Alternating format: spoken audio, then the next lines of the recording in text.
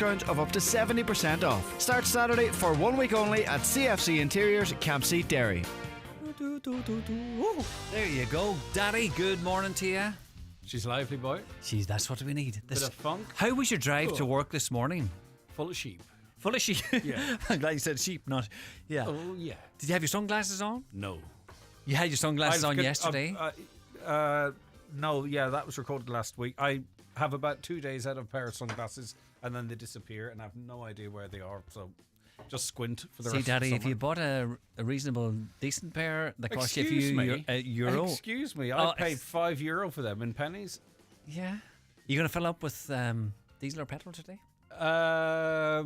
It's going up tomorrow, you I know. It is. I know. Sure, I don't want to get into that. It's too serious. There'll be enough of that over the next 3 hours. All right, okay. Enough of that serious stuff. Come here, sun search. Yes. Getting on. You should see the WhatsApp pictures that we got in this morning, Amazing Daddy. stuff. Lovely. I'm so loving many it. people are actually quite artistic and can get the scene. And now that everyone kind of has a decent camera in their pocket, we're reaping the benefits. Gives you a bit of a lift. You know what looks good? You know, there was a picture of a lady. Where was she? Up in Glenveigh, fitting.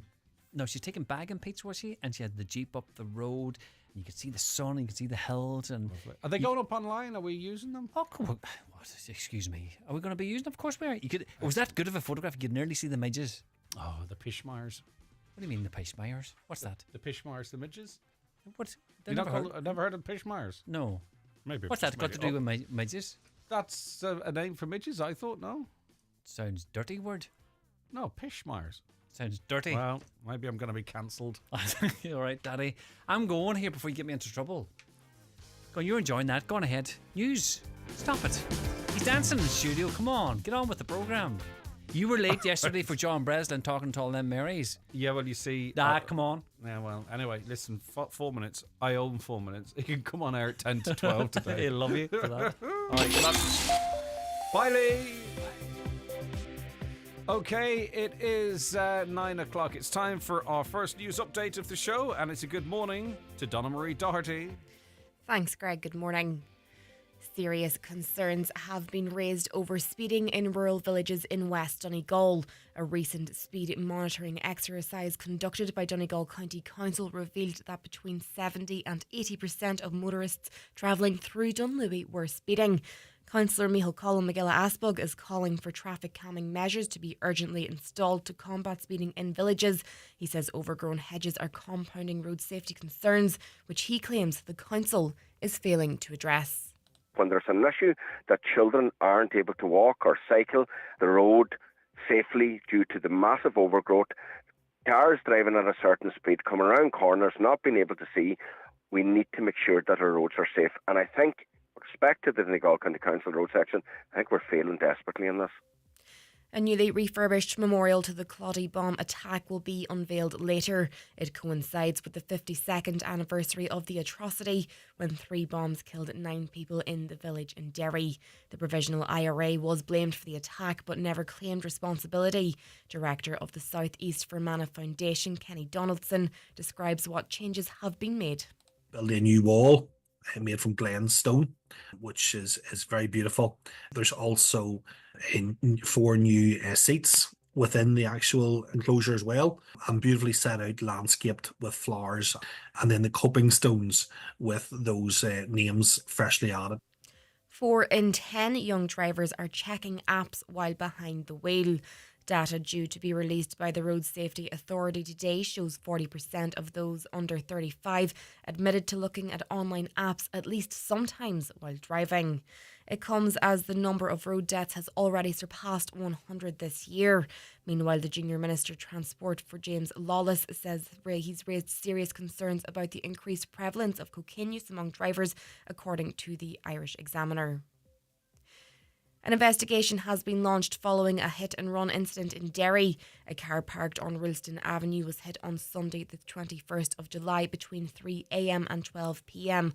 The black Vauxhall Astra was damaged and left with traces of red paint from the other vehicle involved. Police are asking that those who witnessed the collision or who have dashcam footage to make it available. And finally, there's calls for algorithms on social media which promote suicide and extremism to be turned off.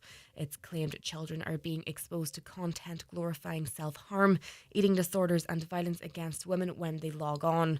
Algorithms determine what social media users see based on extensive collection of personal data. Fianna Fáil Senator Shane Kessels says it's time for Commissioner Mon to step in and crack down on big tech companies. It's like the closely guarded secret of Willy Wonka's, chocolate factory. You'd have to break into the chocolate factory, rob an Oompa Loompa and interview them to crack how you actually work these algorithms. And in particular, I think there's a very big responsibility on the social media companies who haven't been happy to participate up until this point, and also Commissioner Mann as well. Looking now to weather, today will be warm and dry with sunny spells. Cloud will increase in the west through the afternoon, bringing patchy rain during the evening. Highest temperatures of 19 to 23 degrees. That's all for now from Highland Radio News. Back again at 10 o'clock.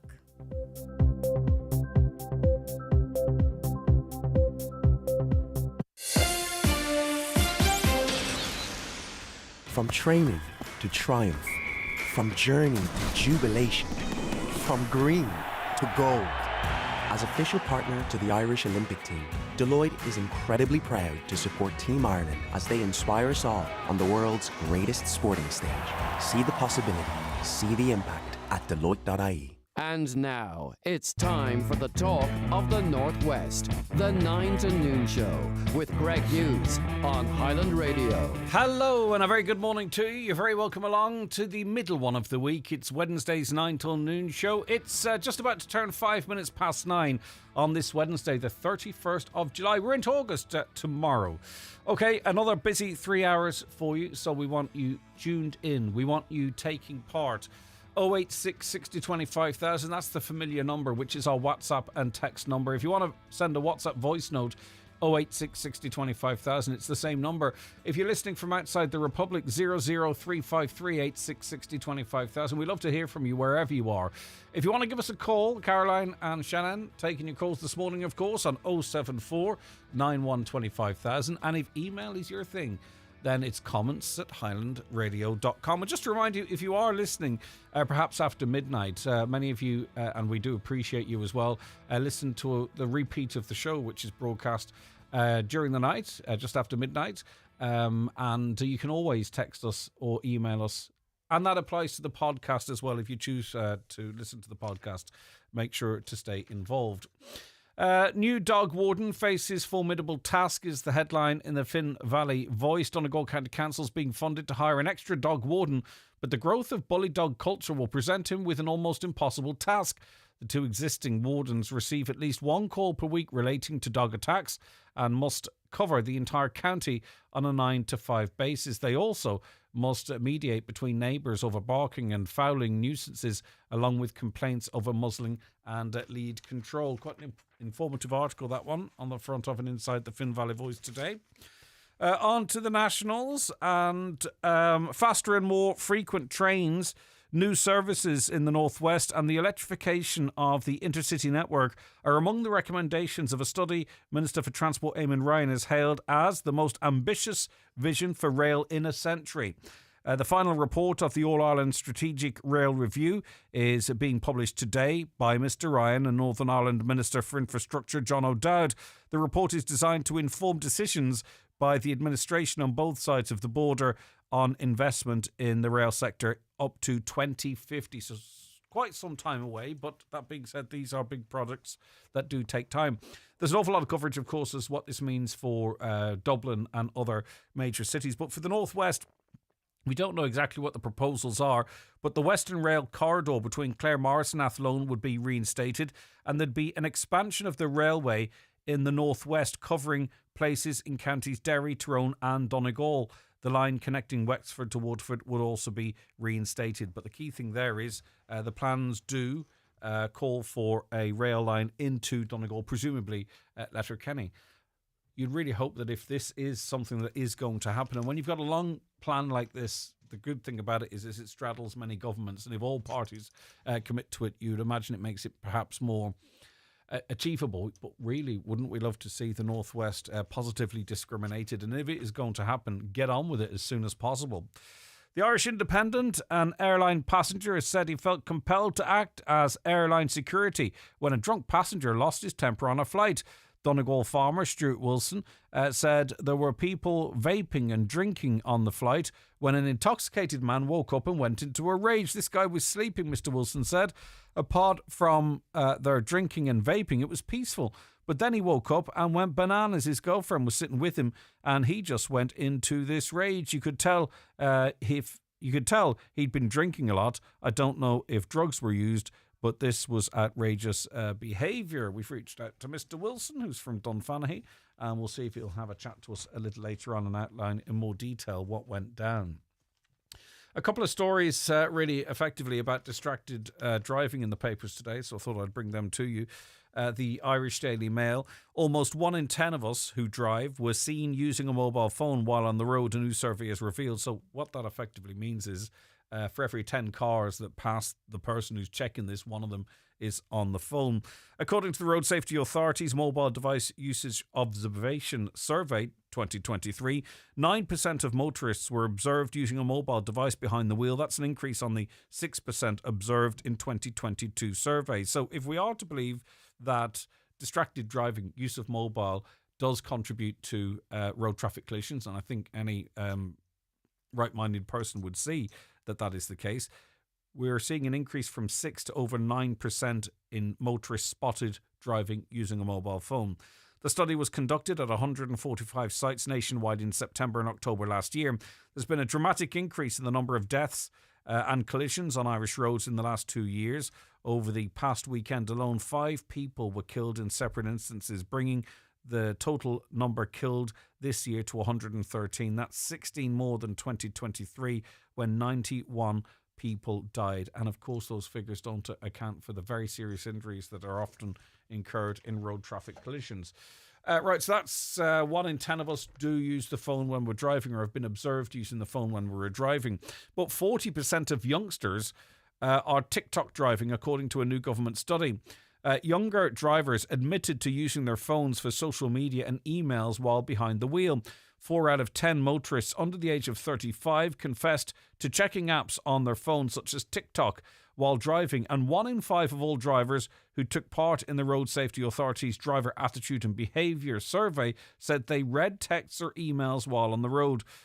So 40% of people under 35 are accessing TikTok, Facebook, Instagram, and all the other social media platforms whilst driving. So 1 out of 10 on the phone, they've been spotted on the phone. 40 out of 100 under 35s admit to using TikTok and other apps whilst driving. So, I mean, is it any surprise, really, if we are... I mean, if you're driving, it's milliseconds. We've all been there, haven't we? And it's not necessarily on your phone or what have you, but even just a glance away from the road and you turn back and the car that was, 10 cars in front of you is now 2 cars in front of you. So it is a thing. There's no doubt about that. On to, I've mixed up a load of papers here. What's that? That's the Irish Daily Mail, so I can do away with that. We'll go to the Star now, and a lot of coverage of the tragic deaths of 2 people in a helicopter crash, which doesn't happen very often, so I understand why it's getting so much coverage. An Irishman and an Eastern European male were killed yesterday when the helicopter they were travelling in crashed into a piggery after it was seen struggling in the sky. Gardaí and emergency services attended the crash scene at a rural farm near Killuckin, County Westmeath, at around 3:30 p.m. 2 men in their 40s who were on board the aircraft were both pronounced dead at the scene last night. The Gardaí said they were liaising with the family of the Irishman as they continued attempts to contact the next of kin of the second man. 2 hearses were seen leaving the piggery shortly before 7 p.m. yesterday as the gate to the private property was cordoned off by Gardaí. And finally, yes, it is finally, interesting listening to Oisín and Lee talking about our Olympic success. Daniel Whiffen stormed to gold last night in the 800 metres freestyle, setting a new Olympic record in the process. The County Down man battled back to beat Italian Gregorio Paltrinieri and held off a late surge from the American Bobby Fink to touch home in 7.3, 8.19 seconds. In doing so, the 23-year-old became only the 9th athlete in history to win Olympic gold for Ireland, our first champion in swimming. He said afterwards, pretty crazy. I've won everything from the European champs to the world champs and now the Olympics. Now I can say I'm probably one of the best ever. I'm not much of a crier, but I shed tears there on the podium, and fair play to him. And we look forward to following his performances, Mona, and all the others at the Olympics. The Northwest and Ireland as a whole, I suppose, being really, really well represented. It is fantastic to see. So I do one birthday request that's just come into me here before we take our first break. It's a special one. It's 100. Happy 100th birthday to Maggie O'Donnell. Maggie is in Burton Port. Hello, Maggie. She wants to hear some Daniel O'Donnell. We'll get that on for you later on, the David James, I'm sure. Well, David James is actually going to be speaking to Daniel O'Donnell later on. Don't forget about that. But the request for you, Maggie O'Donnell, comes in from Anne and Stephen Ward. Daily newspapers are courtesy of Cosgrove, Centra and Diner, Mountaintop, Letterkenny. Come along to the Glencolmkill Agricultural Show on Sunday, 4th of August, featuring cattle, sheep, horses, poultry and all marquee classes. A great family day with children's fun and live music. Entries are now open on glencolmkillagriculturalshow.ie or visit their Facebook page.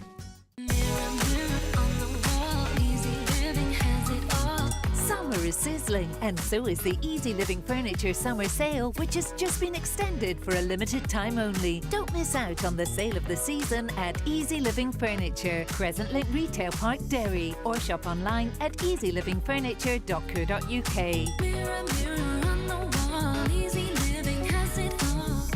Easy Living Furniture, luxury furnishings, affordable luxury.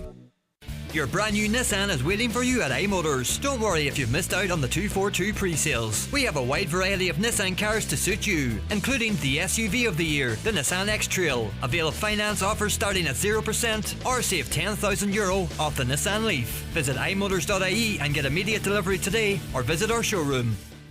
Highland Radio Time Checks brought to you by EirGrid, the operator and developer of Ireland's electricity grid. EirGrid, powering up communities, powering up Ireland. The time is...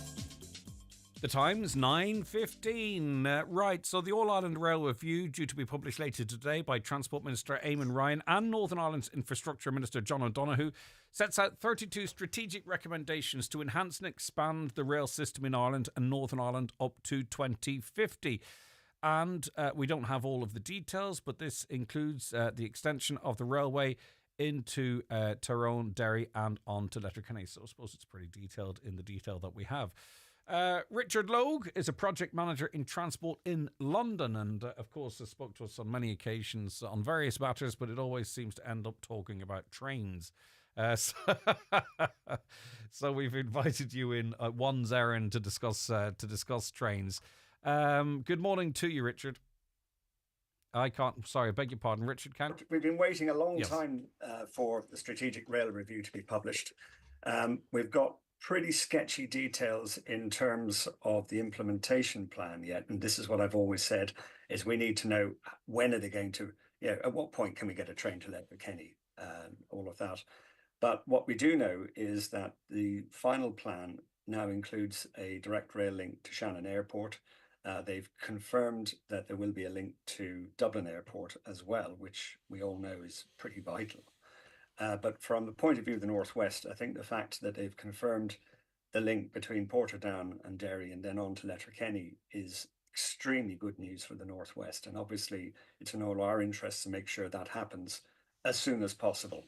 That's it. We don't want this to be aspirational, do we? We need to, we don't want this to be one of those documents that forms planning into the future or whatever, you know what I mean? That it just sits there gathering dust and shows desire but not intent. Indeed.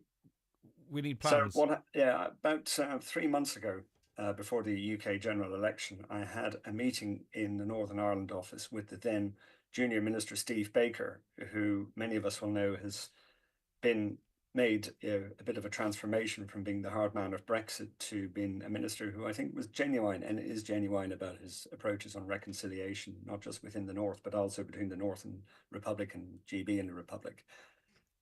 I impressed upon him the need that if you're publishing the rail review, you've got to have a costed implementation plan. It does appear that they've costed it out, and I would believe those figures are credible in the range of about 35 billion over the next 25 years. it means that there's a financial commitment from the Irish government to spend $1 billion a year on developing the railway network. And what we can see is that it's not just about keeping the existing network as is, it's also about electrifying the lines. So the new Derry to Portadown line, and I presume by extension Letterkenny, would be electrified. So that's very good news for the carbon footprint. It also means significantly faster trains. Those trains can run at around about 200 kilometers an hour, which in old money is going to be about 140 miles an hour. And you consider that the fastest speed that you can get on a mainline train in Ireland at the moment is 100 miles an hour, 160 kilometers on the main Cork line. That's a really big improvement. So we know that with the opening of the new Grand Central Station in Belfast, that Northern Ireland Railways and Irish Rail have now got a plan to implement hourly train services from Belfast to Dublin. We would hope that there's a better connection in the short term between the existing Derry line via Coleraine. And so it does mean that you don't turn up in Belfast only to find that the Enterprise has left 5 minutes before, which is the current situation. So there will be very short-term quick wins, which is great. I think the key thing now is we've got to see the implementation plan. We pretty much know what's in the final plan, and it's great news. But what we need to know is when all of us can get on that train from Letterkenny down to Dublin. Yeah, or when we could have a realistic expectation. Because what we do see with sort of these national plans, and one example might be the National Broadband Plan, to be seen to be delivering, you go down the path of least resistance, right? So you know what I mean? You start delivering big where the population is maybe in terms of rail, or where you get the most headlines, or where you get the most kudos. Like, we need this to sort of almost be depoliticized, don't we? And we do. And say, right, maybe some positive discrimination. I can see that map over your right shoulder. Some positive discrimination where there simply is no rail at all. Yeah, that precisely. Yeah. Yeah, I mean, there's a number of hurdles that need to be got over. They announced, I think it was yesterday, the approval of the Dart West programme to Maynooth. The problem with that is that Bord Pleanála saw fit to not approve the construction of the depot, which would be needed to actually run the service. Now, there is a huge problem in the way we currently get railway projects in the state approved. So the mechanism is known as a railway order. It's basically planning permission, but with additional powers for the railway. The issue is it has taken so long for Bord Pleanála to process the Dart West application, and only to be told at the last minute that a major critical component is not being approved is mad, because that means that it makes it much, much harder to implement the service without a depot to actually store the new trains. So we need wholesale reform to how Bord Pleanála manage these, well, indeed, how the state manages infrastructure projects. And we need to understand that when we get these in place, and don't forget, we've got a huge pipeline of work happening over the next 25 years. We can't afford to spend the next 10 years of that stuck in planning hole, thanks to how the current system works. And it really needs to be reformed. I mean, we've also had the dead hand of the National Transport Authority holding up, for instance, the doubling of the Limerick Junction to Limerick line. And again, the issue is that we need to almost take infrastructure development in many respects out of the hands of the politicians. Well, but I don't think any of us want a system whereby we run roughshod over people's rights or lands or property or what have you. But I think in terms of critical infrastructure, and if this should be designated as critical infrastructure, that we do have to streamline the process to some extent, because we have to weigh up, and it's a little bit like the A5, or very much like that. You have to weigh up the pros and the cons, and I think the preservation of life and better connections and the impact for business and all have you should, in some cases, if people are being unreasonable, supersede their rights to hold it up indefinitely. Exactly. I mean, the A5, you're absolutely right to raise that. Again, another piece of critical infrastructure for the Northwest. And here we are, almost 20 years on from the time it was mooted, that we're still crawling behind an old tractor somewhere between Ballygawley and Omagh. And so many accidents on that road, it's unbelievable. And I'm not denigrating anyone's right to object to any of these schemes, but we need to have a far more streamlined process by which we actually get these pieces of infrastructure implemented swiftly and as safely as possible. This is a 25-year plan that probably could end up costing 100 billion. Who is to say? You know the way things go. Is it a missed opportunity, at least not then, just to stick in a line from Letterkenny to Sligo to see how we get on? 100%. So, Western Track, who's been one of the main campaigners behind getting the rail review in place have argued you've got the abandoned railway line between Claremorris and Collooney, just south of Sligo. And then from Sligo, it makes perfect sense to go right up towards Donegal from there.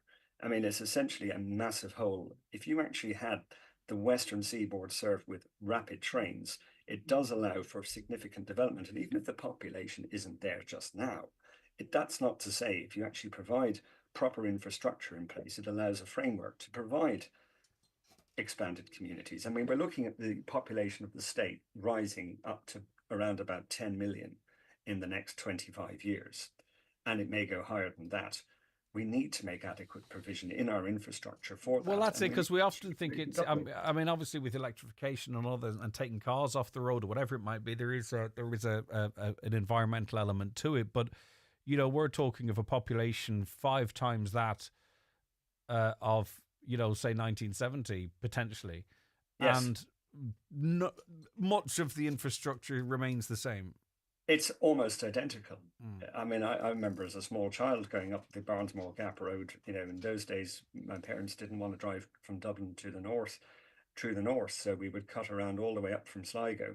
And although the road is largely dualled between Sligo and Dublin, it isn't much different from Sligo north to Donegal. And if you go down from Sligo to Galway, that road is even worse. Look at places like Tubbercurry and look how remote Ireland West Airport is. I know Ireland West Airport are definitely calling out for the Western Rail corridor to be extended up, you know, between Claremorris and Collooney, because it will almost literally go outside their door. You'd need to just get a quick shuttle bus from Charlestown and you're there at the airport. A caller says, why is Buncrana, Mallinhead and Inishowen not included in a rail line? The lines are still there and the stations, so it would be easy to get back up and running. This line's used to go to Coleraine. Why is Donegal always forgotten about? I mean, obviously, there once was 100 years ago a line up to Mallinhead, and I can really the line went to Carndonna. It did a kind of a circular route around from Buncrana north to Clonmany and then back south down to Carn. And in fact, you know, a lot of that infrastructure is still in place. But what would be really helpful, and I think this would be real out of the box thinking, is if they were to reinstate something like a tram between Derry and Buncrana. If you look at the amount of traffic that goes on between Derry and Buncrana, that could be the opening, you know, salvo to sort of, you know, do something like that. I mean, you're basically trying to encourage people out of their cars, and yeah, buses are great, and there is a good bus service being run between Derry and Buncrana. But you know, if you're looking to really expand the town, you need to start thinking about much more sophisticated transport solutions. But if you're not on the list now, when we're talking, you know, tens of billions and 25-year plans, it seems that this is, to get additions at this point might be quite difficult. It might be right now. Don't forget, you know, things change, governments change.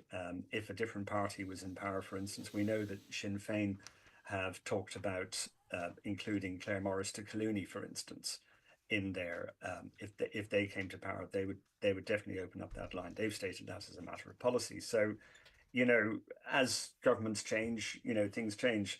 I think the key thing is that we've got the financial commitment from both the Northern and the Irish governments to spend this money. If you can think back to even sort of 10, 15 years ago, when the railways were being run into the ground, and indeed Stormont was talking about closing the line between Derry and Belfast, you know, just keeping up as far as Ballymena. You know, we've come a long way in that. So at least we know the politicians are now at last talking the language many of us have been talking for the I don't last want to sort of, I try and avoid questions being sort of the prism of what would suit me, if you know what I mean. It's just like, in the absence of a link to Sligo and on down to Dublin, it doesn't excite me, if you know what I mean. Like, what will I be getting on a train in Letterkenny to go to Derry, Belfast? How often do I travel there in the first place? I don't know. But again, that's just might be me individually. Well, there is the opportunity now for direct trains. If you look at the actual what's being proposed, direct trains from Letterkenny to Dublin, they would go down via Omagh, Portadown into Newry, and then from Newry down to Dublin. So the fact is that would still be a quicker route than getting on the bus at the old County Donegal. I can work with that. So in other words, I'm looking at sort of, and I was thinking, right, Derry, Belfast down to Dublin under these plans, and this is why we invite you on, and I don't try and do this on my own. You would have a reasonably quick train journey through the north to Dublin. You would, and it means then that you would be, if you're looking at a line speed of 200 kilometers an hour, that's way faster than anybody can drive. So it does mean that there's quite a good opportunity there to get a fast connection down to Dublin, and indeed make a connection across to Dublin Airport. All right, okay, brilliant stuff. Listen, thanks very much as always. My pleasure. We'll wait to see more details. Take care. That is Richard Logue, Project Manager in Transport in London. Watch the show live now on YouTube, Facebook and at highlandradio.com. The McElhenney's summer sale has just gotten bigger with hundreds of new lines up to half price. So grab your favourite brands right now for less. Make your savings go further on sterling cash purchases with a €1.20 rate. Be quick and shop the sale rails this summer at McElhenney's Ballybuffet or online at michaelhoney's.com. I've been surfing all morning at FlemingLTD.com to find out about Fleming doors, Fleming steel and Fleming coatings and their full range of products. So come surfing with me at FlemingLTD.com. Fleming 91 48 234. It's here, it's now, it's Belfast. Come and celebrate our creativity at Ireland's biggest community arts festival, Fela an Phobal. Music will fill the air at Falls Park with an 80s and 90s party on Saturday the 3rd of August. And for country fans, the Whistling Donkeys, Nathan Carter, Rednecks and more will be playing your favourite tunes at Way Out West on August 9th. So come on in and enjoy. Uncover it all at visitbelfast.com.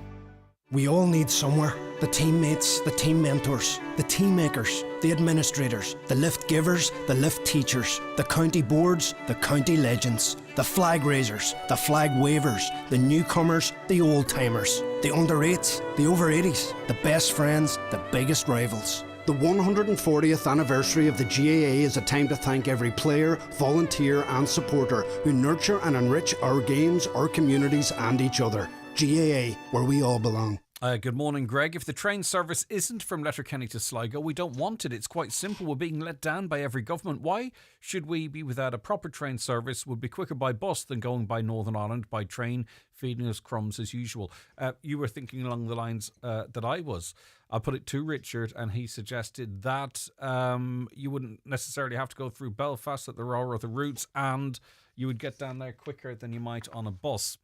And although the train to Letterkenny is the same as the bridge across the Swilly and the Letterkenny-Lifford Road and the Ballybuffet-Stranraer bypass promised before every election and scrapped afterwards. Well, we hope that's not the case, but I really understand precisely where you're coming from. A caller says, I was working in China, Shanghai, about 10 years ago, and they banned all electric bike scooters and similar as being too dangerous when people couldn't hear them coming. Might be resolved by now, but if China banned them, I don't see why we can't. Well, we've literally just done the opposite. We've introduced legislation which gives the green light for their use. Right, okay. Letterkenny University Hospital to University Hospital Galway patient transfer service with the support of Friends of Letterkenny Hospital. It begins on Tuesday. Paddy Rooney is chair of the Bureau of Friends of Letterkenny University Hospital and has accepted our invite to come on and talk about this. Morning, Paddy. Good morning, Greg. How are you? Great to have you with us. Now, did this start yesterday or it starts next Tuesday? Well, it starts next Tuesday. Okay. And I suppose every so often, you hear criticism of the Western Health Forum about there's only a talking shop and it doesn't have any executive function, but every so often, I suppose, Greg, something good comes out of it. One of the things, I suppose, a couple of years ago or more was the cardiac catheterization, the diagnostic service in the hospital could possibly have been lost only for issues that were raised at that forum, particularly led out on by Councillor Kieran Brogan. And in recent times, then the Donegal reps on that forum have been articulating problems to the CEO of Sailta, Tony Canavan, about how difficult it was for some or a lot of patients from Donegal using the services in Galway about getting there. I mean, Galway is very, very far away, as you know. The road to it is not good. It's quite ropey in parts. So some people were finding it very, very difficult and very, very expensive as well, by the way. So the HSE approached us, that's the Friends of the Hospital, to see, since we have the transport, Greg, to see could we assist in some way. Right, so Monday, Tuesday, Wednesdays, leaving at 6:30 a.m. I presume that's been chosen. Would that meet the needs of most people, Paddy? Pardon my ignorance in relation to this. It could, but the reason, I suppose, this is a pilot to start next Tuesday, and it's going to go until the middle of December. So that gives us around, 5 months or whatever, because, public representatives raising an issue about the demand for the service is one thing, but actual demand is actually another thing. Because the only way that you're going to realistically find out what the demand is if you provide it for a period of time. The second thing is that because people are going to go this is a targeted at 3 groups of people. One, who are patients who are attending outpatient clinics, or patients who are going to the hospital for elective day surgery, or patients who are going for elective inpatient surgery. But there's no point giving patients appointments for 8:30 to 9 o'clock in the morning, because this particular bus won't arrive at the hospital until 10:30. So there's a piece of work that the HSE are doing in the background, Greg, is to try and group appointments between around 10:30 and 3 o'clock in the afternoon, so people will get there in time, and also they will be able to arrive home, depart on the bus when it's leaving after 4 o'clock. Well, that would make an awful lot of sense, and that was my next question. In terms of if there's a knowledge and good joined up thinking to ensure that Donegal appointments are after 11, effectively. I think on the flyer here, Paddy, it says the bus arrives at UHG at 11 a.m. I'm not contradicting you. 11, yeah, okay. No, that's fair enough. Right, let's say 10:30 or 11. Yeah, okay. The 11 at the latest, perhaps, I would say, is the way it's been set up. There's 2 other pickup points as well, Ballybuffet and Donegal Town, and people may say, well, why won't you pick up people in Bundoran and Sligo? But the problem, if we started that, the bus wouldn't get there until 12 o'clock. It'd be meaningless, and no sooner would it be there than it'd be. Well, you wouldn't get out of Donegal till 8:30 or something, potentially. No. I get where you're coming from. That's the difficulty with it. That's the difficulty. And I suppose I want to give reassurance as well, Greg, to all of the people that use our St. Luke's service to Dublin on a Monday and return on a Friday free of charge. That won't be interfered with in any way, because we actually done an audit on that recently, and we've carried over 5,000 people over the last 22 years. And remember, each one of those patients would have had between 25 and 30 episodes of treatment. So that's a lot of transport and a lot of people. So that will continue, and that won't be interfered with in any way. All right, very good. Because this is a trial as such, to see the level of demand and what have you, do you want people to have a look at it and see if it suits them and avail of it? Because presumably if there is a decent uptake, we can look at something, I don't know, either extending it or prolonging it or whatever it might be. Oh, no, it will. Because we intend to, when I say we now, I'm talking about the Friends of the Hospital directors. So we intend to be involved in the assessment or appraisal then at the end of December. Because the big thing, I suppose, is about the number of people who are going to be travelling on this. Because there's only 2 or 3 people using the bus every day. It's not going to be economically viable to do that. Mm-hmm. But remember, each person that travels on the bus is entitled to take a partner with them as well. So we're talking about a 20, 25-seater bus or whatever. 10 or 12 people will make it viable for us to continue to do that. The transport that we have at the moment is actually due for renewal as well. We're not actually going to use because we have to make a decision. Sorry, somebody ringing in. No, that's okay. We have to make a decision. We're going to make a decision later on this year, Greg, about replacing our bus. So the demand for Galway will depend on the size of the bus that we buy and also it has to be wheelchair accessible. So those are this pilot here will actually inform us and help us to make a decision come December time. Okay. Now I'm just looking at it. It's next Tuesday and Wednesday. It just so happens it won't run on public holidays, and it just so happens that it's launched the day after a public holiday. But it is Monday, Tuesday, Wednesday. Next week it's Tuesday, Wednesday. I'm trying to sort of think of calls that we might get in between now and then. If someone's got an appointment for 10 o'clock on Tuesday, is it feasible they could contact the hospital and say, look, I can be there for 11, or does this take a while to bed in? Yes, there's a possible. There is I think, because SIT, the Community and Rural Transport Group, are actually coordinating the booking for this. So yes, there is a possibility if when they're ringing the particular number that I'm going to give out to you later on or whatever, they can mention that to see can the services within the hospital, because particularly if it's an outpatient clinic, a half an hour isn't going to make much a difference either way, because a lot of people come early for their appointments anyway. So there may be an opportunity.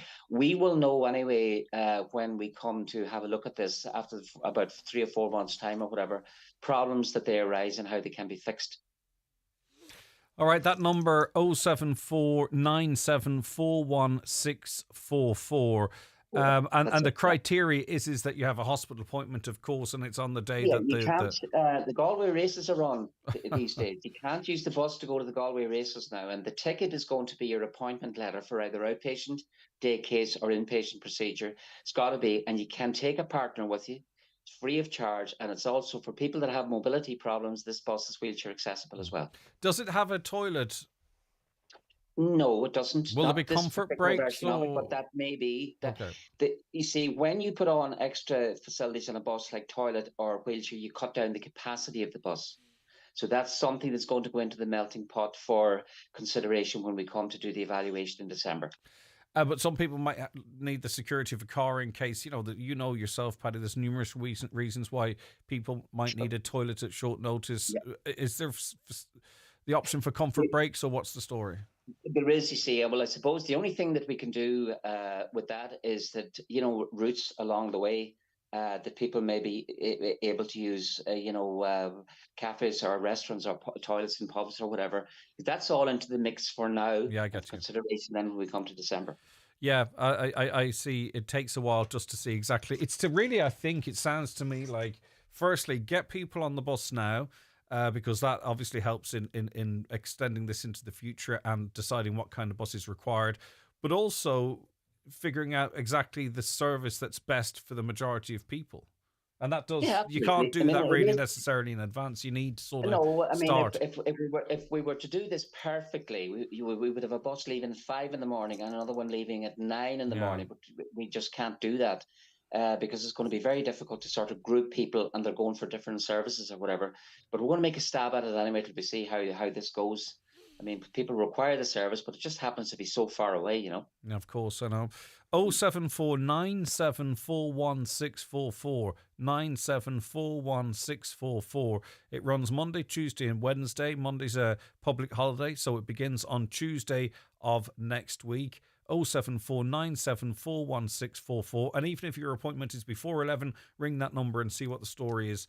We need to use it, I think. It's I mean, obviously people are going to say, well, we shouldn't have to travel and all that kind of stuff, but we are where we are, I suppose. And if this helps some people in the interim, all being good, that's all good. Thanks, Paddy. Take care of yourself.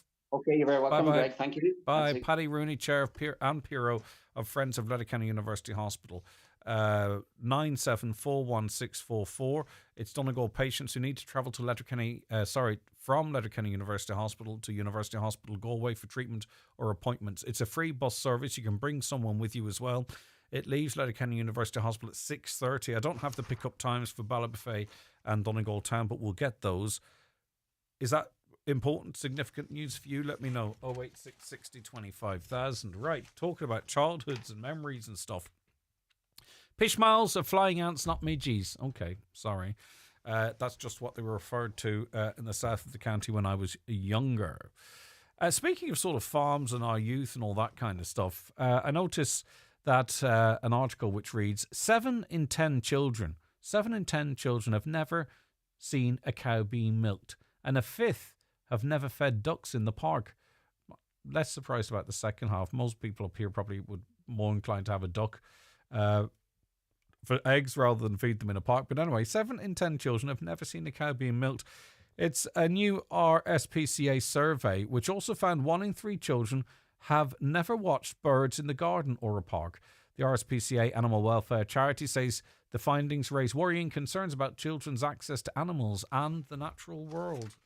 I'd say most people listening here now to this show would be far more would have milked a cow or had someone squirt milk at them. I'm sure that's happened to others as well.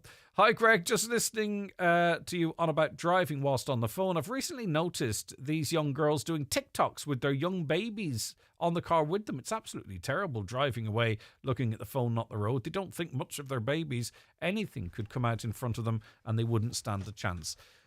I haven't seen those because it's not on my For You page, so to speak. But if someone's recording a TikTok whilst driving, it's impossible to drive safely whilst you're doing so because you can't take your eyes off the road for a second. That is crazy. Whatever happened to the old bus that the hospital had? Where did that go? It would be good for people attending clinics in Dublin to have the same. I attend 3 clinics in Dublin annually. It adds up. I'm sure it does. Well, we can see if there's any plans or demand for that down the line. Fit a university hospital like Letterkenny to cater for all these needs on their own doorstep, putting patients to go away to get sicker on the journey, etc. Downright ridiculous. Of course, the dream is that we have those facilities locally. I don't think that's in the HSE's plans in certain areas. So this is some way to try and address things.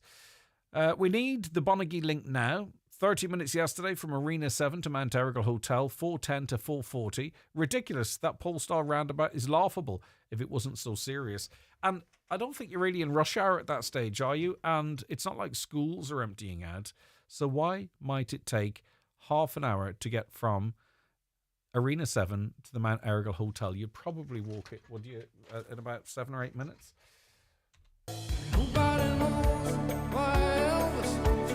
Ace Promotions presents the incredible Paul Brady live at the Dunlewy Theatre, Gweedore this Saturday the 3rd of August. Enjoy a night of great music with tickets only $36.50. To book your ticket, go to paulbrady.com. That's Paul Brady this Saturday at Dunlewy Theatre, Gweedore. The Highland Radio Outside broadcast team are on the road once again. Tune in this Wednesday at 2:30 for the Jive Time Show with David James, and on Friday morning for Greg Hughes and the 9 till noon show, with both shows live from the heart of the Mary from Dunlo International Arts Festival to celebrate their fun-filled programme of events. Check out the full lineup on maryfromdunlo.ie. Brought to you in association with Cavan and SuperValue Dunlo.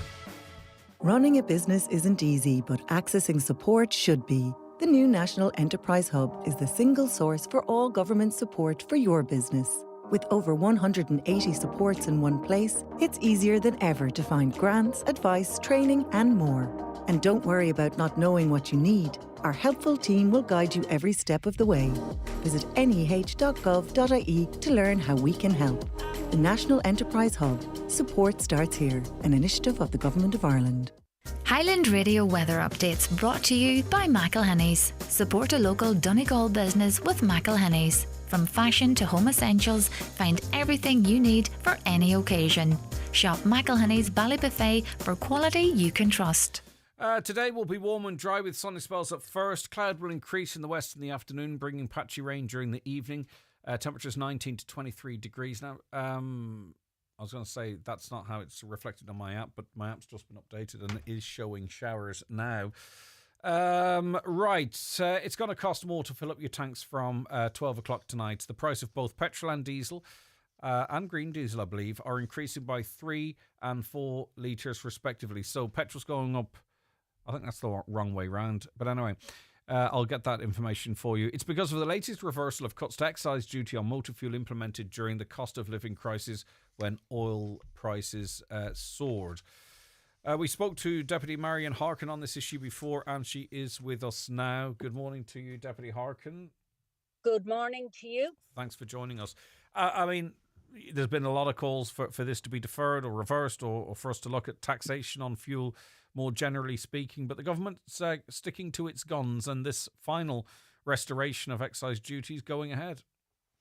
Yes, it seems so. And honestly, I think they haven't looked at the impact it's going to have on the border region in particular, and also in rural areas. But just to stay with the border region for now, I mean, I did a quick check yesterday, and depending on where you buy your petrol, it's about 10 cent per litre cheaper north of the border than in the Republic, and about 7 cent for diesel. Now that's enough of an incentive for people to travel north. But midnight tonight, an extra 4 cent per litre on petrol and 3 on diesel will certainly be enough for people to say it's worth my while travelling to get a cheaper petrol or diesel.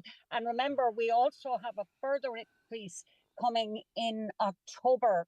As far as I know, it's 3 cent on petrol, something like that, or 2.5 cent. So at that point, there will be something like 16 cent per litre a difference. And that is well worth anyone's while travelling for petrol or diesel. And the issue is, first of all, revenue will lose the VAT, the excise, the carbon tax, all of that from every litre that's bought north of the border. Because it is worth remembering, Greg, that by the 9th of October, for, let's say, petrol might be coming in somewhere around 180, 182, 183, depending, the state gets €1 for every single litre that's sold. So the more people who travel north, I mean, that is a very significant loss of revenue to the state. But as you and I know, when people travel, they will often fill up their trolley, and that is a huge impact. People think about forecourts on the border, but it's not just that, it's other shops. Yeah. And I honestly believe that even as, you know, to go as far south as Sligo, when you go to Donegal town, all of those towns and all of the towns along the border will definitely be negatively impacted. Have you heard from them though? Because like I haven't come across any press releases or much media coverage, or we haven't necessarily been contacted on this show. That doesn't mean that it's not happening. But I'm not picking up the outrage or the concern from businesses, if that makes sense. I'm not saying it's not there, but I'm not hearing it. I agree with you in this sense. Yesterday, when I was checking out those prices and that, there was very little about this. Perhaps it's because it all isn't sitting. Perhaps it's just people are, I don't know, whether they're expecting it or whether they just have ignored it. But definitely, when the increase came in May, I got so many emails from businesses about the impact that this would have on border region in particular. And I raised it a few times with the minister, and I said to him, like, he doesn't, you know, he comes from Cork, well, at the time, the Minister for Finance.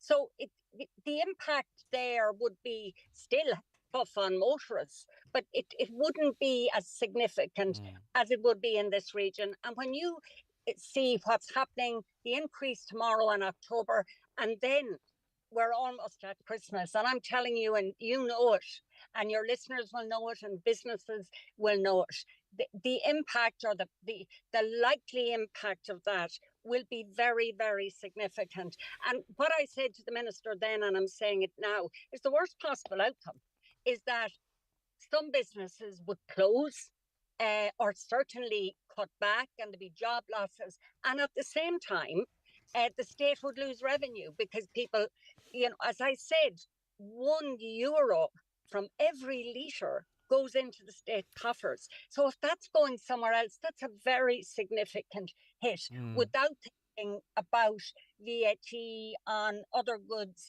that people would buy north of the border. The thing is I put this to the Taoiseach Simon Harris not so long ago, where I was sort of questioning some of the decisions that are made that don't seem to account for border life or living on the border.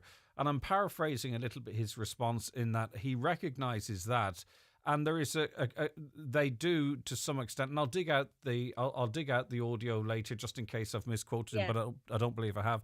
that is factored in, but they do have to look at the whole of the island as a whole. So in other words, and in fairness, he was honest, they are conscious of the impact that this might have on people living in the borders or people living in rural areas or businesses on the border. It's not that they don't know that's the case, but that is factored in and the plans go ahead nonetheless. Well, the Taoiseach may well be right in what he's saying, that they are aware of it and they're still going ahead with it. But the other issue, and I've raised it many times, Greg, is that if you look at the stats, people who live in Sligo, Leitrim, Donegal, Roscommon, they travel, their average number of kilometres per year is about between 1,500 and about 2,500 more than the national average. So that means that any increase in petrol or diesel hits those people harder. So naturally, those people are going to travel to where it is cheaper to buy petrol or diesel. So there's that factor in it as well. So it's not just border region, it's also rural. And maybe the Taoiseach and his government have decided, yeah, we'll factor that in, but we'll end up with more money in the coffers and tough on those businesses that may either have to cut back or close or whatever. Maybe that is factored in. But to be honest with you, it's not good enough as far as I'm concerned. And also transport companies as well. I saw some figures. A business with a €1 million turnover would see a €12,500 increase in fuel charges. Fuel costs represent, I think, around about 41% of your average company's overheads. So that would chew quite significantly into the profits. Again, though, I'm not hearing from the haulage industry, which can be very, very vocal at times, and we've seen protests in the past. Again, I'm not hearing haulage industries kicking and screaming about this either, haulage businesses. Yes, again, you're absolutely right, because we even discussed this in my office yesterday. I think it's the fact that it's August, it's the time of year it is, well, it's July, but it's almost August. And because the Dáil isn't sitting, and because there's, we had to search to see, we knew it was happening, but the way you have to check. You're absolutely right. There's very few people talking about it, but when it hits people in the pocket, when they wake up tomorrow morning and they see the 4 cent and the 3 cent extra, people then recognise the difference that this makes. I hope it's not a case that we got, as a people, we got the shock of the €2 a litre. And sort of psychologically, anything under that we'll kind of live with as long as it doesn't go near 2 litre. I don't know. I'm trying to dig into what the cause might be as to why there's not much outcry. I'm not sure it's because the Dáil's not sitting, but I understand that those issues would get discussed back and forth and then get reported. So I understand the reference to the Dáil. But even on the street, you know what I mean? But anyway, it's happening tonight. People will see it. The increases happen straight away. The deductions take much longer. But for now, Deputy Marion Harkin, thank you for your time. Thank you. Slán, bye-bye. That's Independent Deputy Marion Harkin there. So it's 4 cent on a litre of petrol from midnight tonight, 3 cent on diesel. These are the cuts that happened after the Russian invasion of Ukraine. They're being returned now. A caller says, I think the motives are to get as many people off the road as possible. EV cars, perpetual tests, incredibly expensive diesel, tax and insurance, says a listener there. I lost my purse on Friday in Buncrana, which is very sad, isn't it? But a lady handed in my purse to Deals in Buncrana, and I'd like to say a big thank you to her. So if you are that lady that handed the other lady's person, fair play to you, very much appreciated. A quick mention, quick congratulations. Actually, I've lost, I'll get it up here in front of me now. A congratulations to, where is it? We had it. Oh, here he is, Mark Murphy. He's our first winner of the hashtag Highland Sun Search. He's pictured taking his voucher from a local business from John Breslin. We want to see your sunshine pictures from around the Northwest. WhatsApp them to us, 086 60 25,000.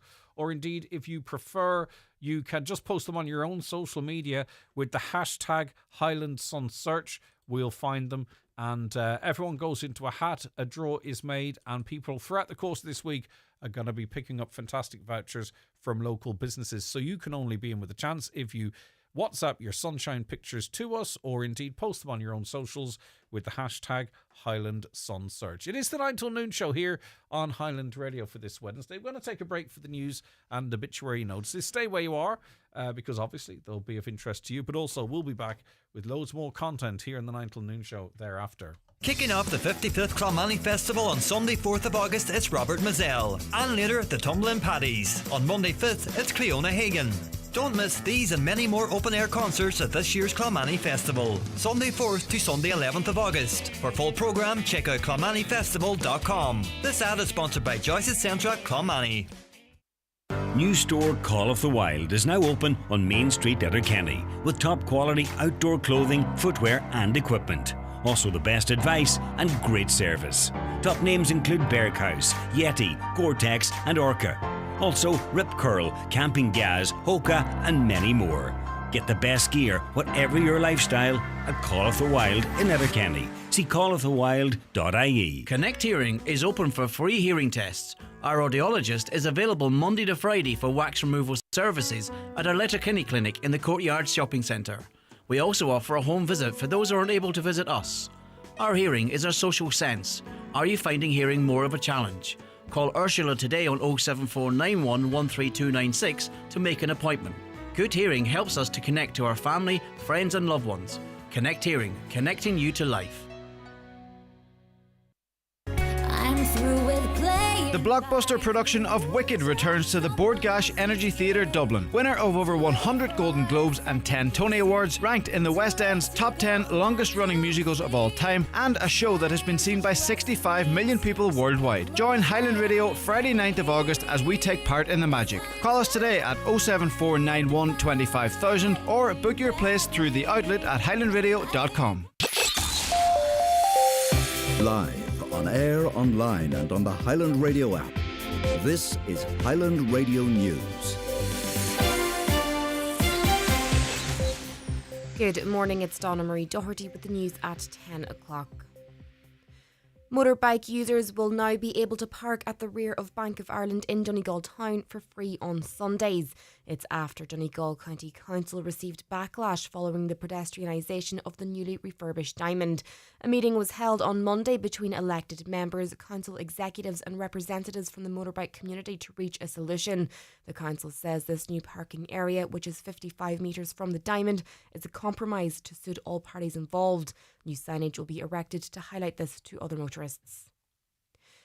A tripling of the number of people using the rail system annually, the introduction of high-speed trains and an extension of the rail network are just some of the recommendations of the All-Ireland Strategic Rail Review. The joint report by the Department of Transport in Ireland and the Department for Infrastructure in the North sets out the implementation of 32 strategic recommendations up to the year 2050 at a cost between 35 and 37 billion euro.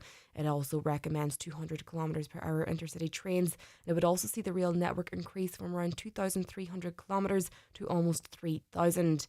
In Donegal, there's a line proposed to travel from Letterkenny to Derry. Richard Logue, a project manager in transport in London, says the planning process is an area that has the potential for delays. He told Greg Hughes an example in which, at the last moment, a depot to store trains was rejected, halting a full project in County Kildare. There is a huge problem in the way we currently get railway projects in the state approved. So the mechanism is known as a railway order. It's basically planning permission, but with additional powers for the railway. The issue is it has taken so long for Bord Pleanála to process the Dart West application, and only to be told at the last minute that a major critical component is not being approved is mad. Serious concerns have been raised over speeding in rural villages in West Donegal. A recent speeding monitoring exercise conducted by Donegal County Council revealed between 70 and 80% of motorists travelling through Dunlewy were speeding. Councillor Micheál Cullen McGilla-Asbug is calling for traffic calming measures to be urgently installed to combat the issue. He says overgrown hedges are compounding road safety concerns, which he claims the council is failing to address. when there's an issue that children aren't able to walk or cycle the road safely due to the massive overgrowth, cars driving at a certain speed, coming around corners, not being able to see, we need to make sure that our roads are safe. And I think, with respect to the Donegal County Council road section, I think we're failing desperately in this. Former BBC News reader Hugh Edwards has arrived at court charged with making indecent images of children. He was seen in a dark blue suit and sunglasses and had a blank expression as he was surrounded by 8 police officers. Alleged offences date between December 2020 and April 2022, including 37 photographs on WhatsApp, including 6 of the most serious type. 40% of younger drivers have admitted to TikTok driving or checking apps while behind the wheel. It comes as the new Junior Minister for Transport raises serious concerns about the number of people driving under the influence of cocaine. A road safety campaign will be launched today ahead of the bank holiday weekend, with 113 deaths on the roads already this year. Minister of State James Lawless believes more aggressive behaviour on the roads and an increase in drug use is creating a dangerous cocktail. I think if you join the dots, it's not unreasonable to suggest that people are combining that sort of pent-up frustration, that kind of post-pandemic madness, with a increase in drug use, particularly cocaine, and that may be contributing to some of the aggressive, erratic, reckless behaviours we're seeing on the roads. And that's something I'm really concerned about. There are calls for algorithms on social media which promote suicide and extremism to be turned off. It's claimed children are being exposed to content glorifying self-harm, eating disorders and violence against women when they log on. Algorithms determine what social media users see based on extensive collection of personal data. Fianna Fáil Senator Shane Castles says it's time for Commission Lamond to step in and crack down on big tech companies. It's like the closely guarded secret of Willy Wonka's, chocolate factory. You'd have to break into the chocolate factory, rob an Oompa Loompa and interview them to crack how you actually work these algorithms. And in particular, I think there's a very big responsibility on the social media companies who haven't been happy to participate up until this point, and also Commissioner Mann as well. Having a look to weather, today will be warm and dry with sunny spells. Cloud will increase in the west through the afternoon, bringing patchy rain during the evening. Highest temperatures of 19 to 23 degrees. That's all for now from Highland Radio News. Back with headlines at 11 o'clock.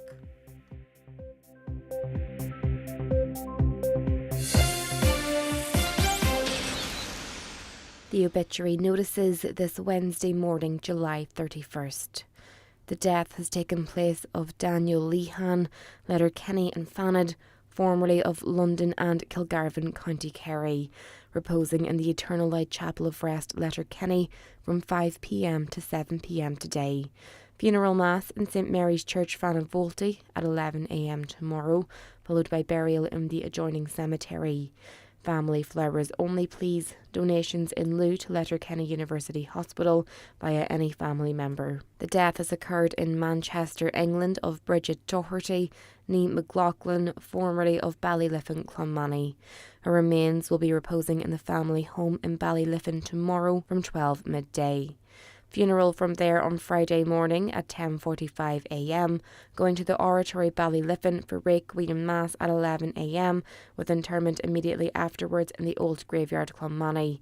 Bridget's funeral mass can be viewed live on McFeely's funeral director's Facebook page. The death has taken place of Patrick Doherty, Gorta Brad, Carrigart.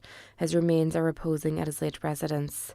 Funeral from there tomorrow morning, going to the Church of St John the Baptist for Requiem Mass at 11 a.m, followed by interment in the adjoining cemetery. The death has taken place of Derek Crawford, Maharahain Rafo. Derek's remains are reposing at Maharahain from 12 noon today.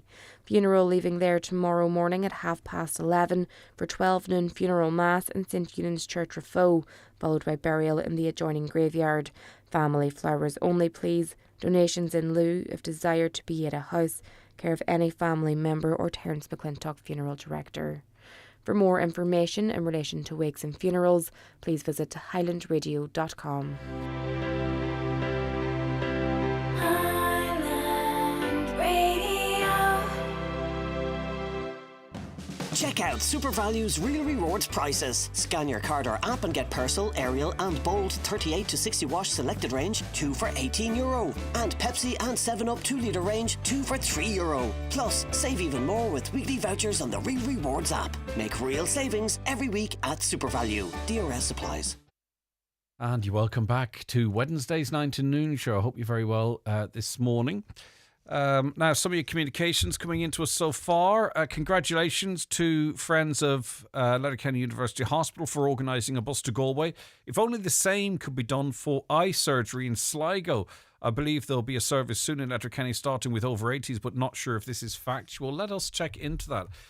There was some aspirational stuff delivered in a document. I believe that may well have been included into it, but it is obviously incredibly significant.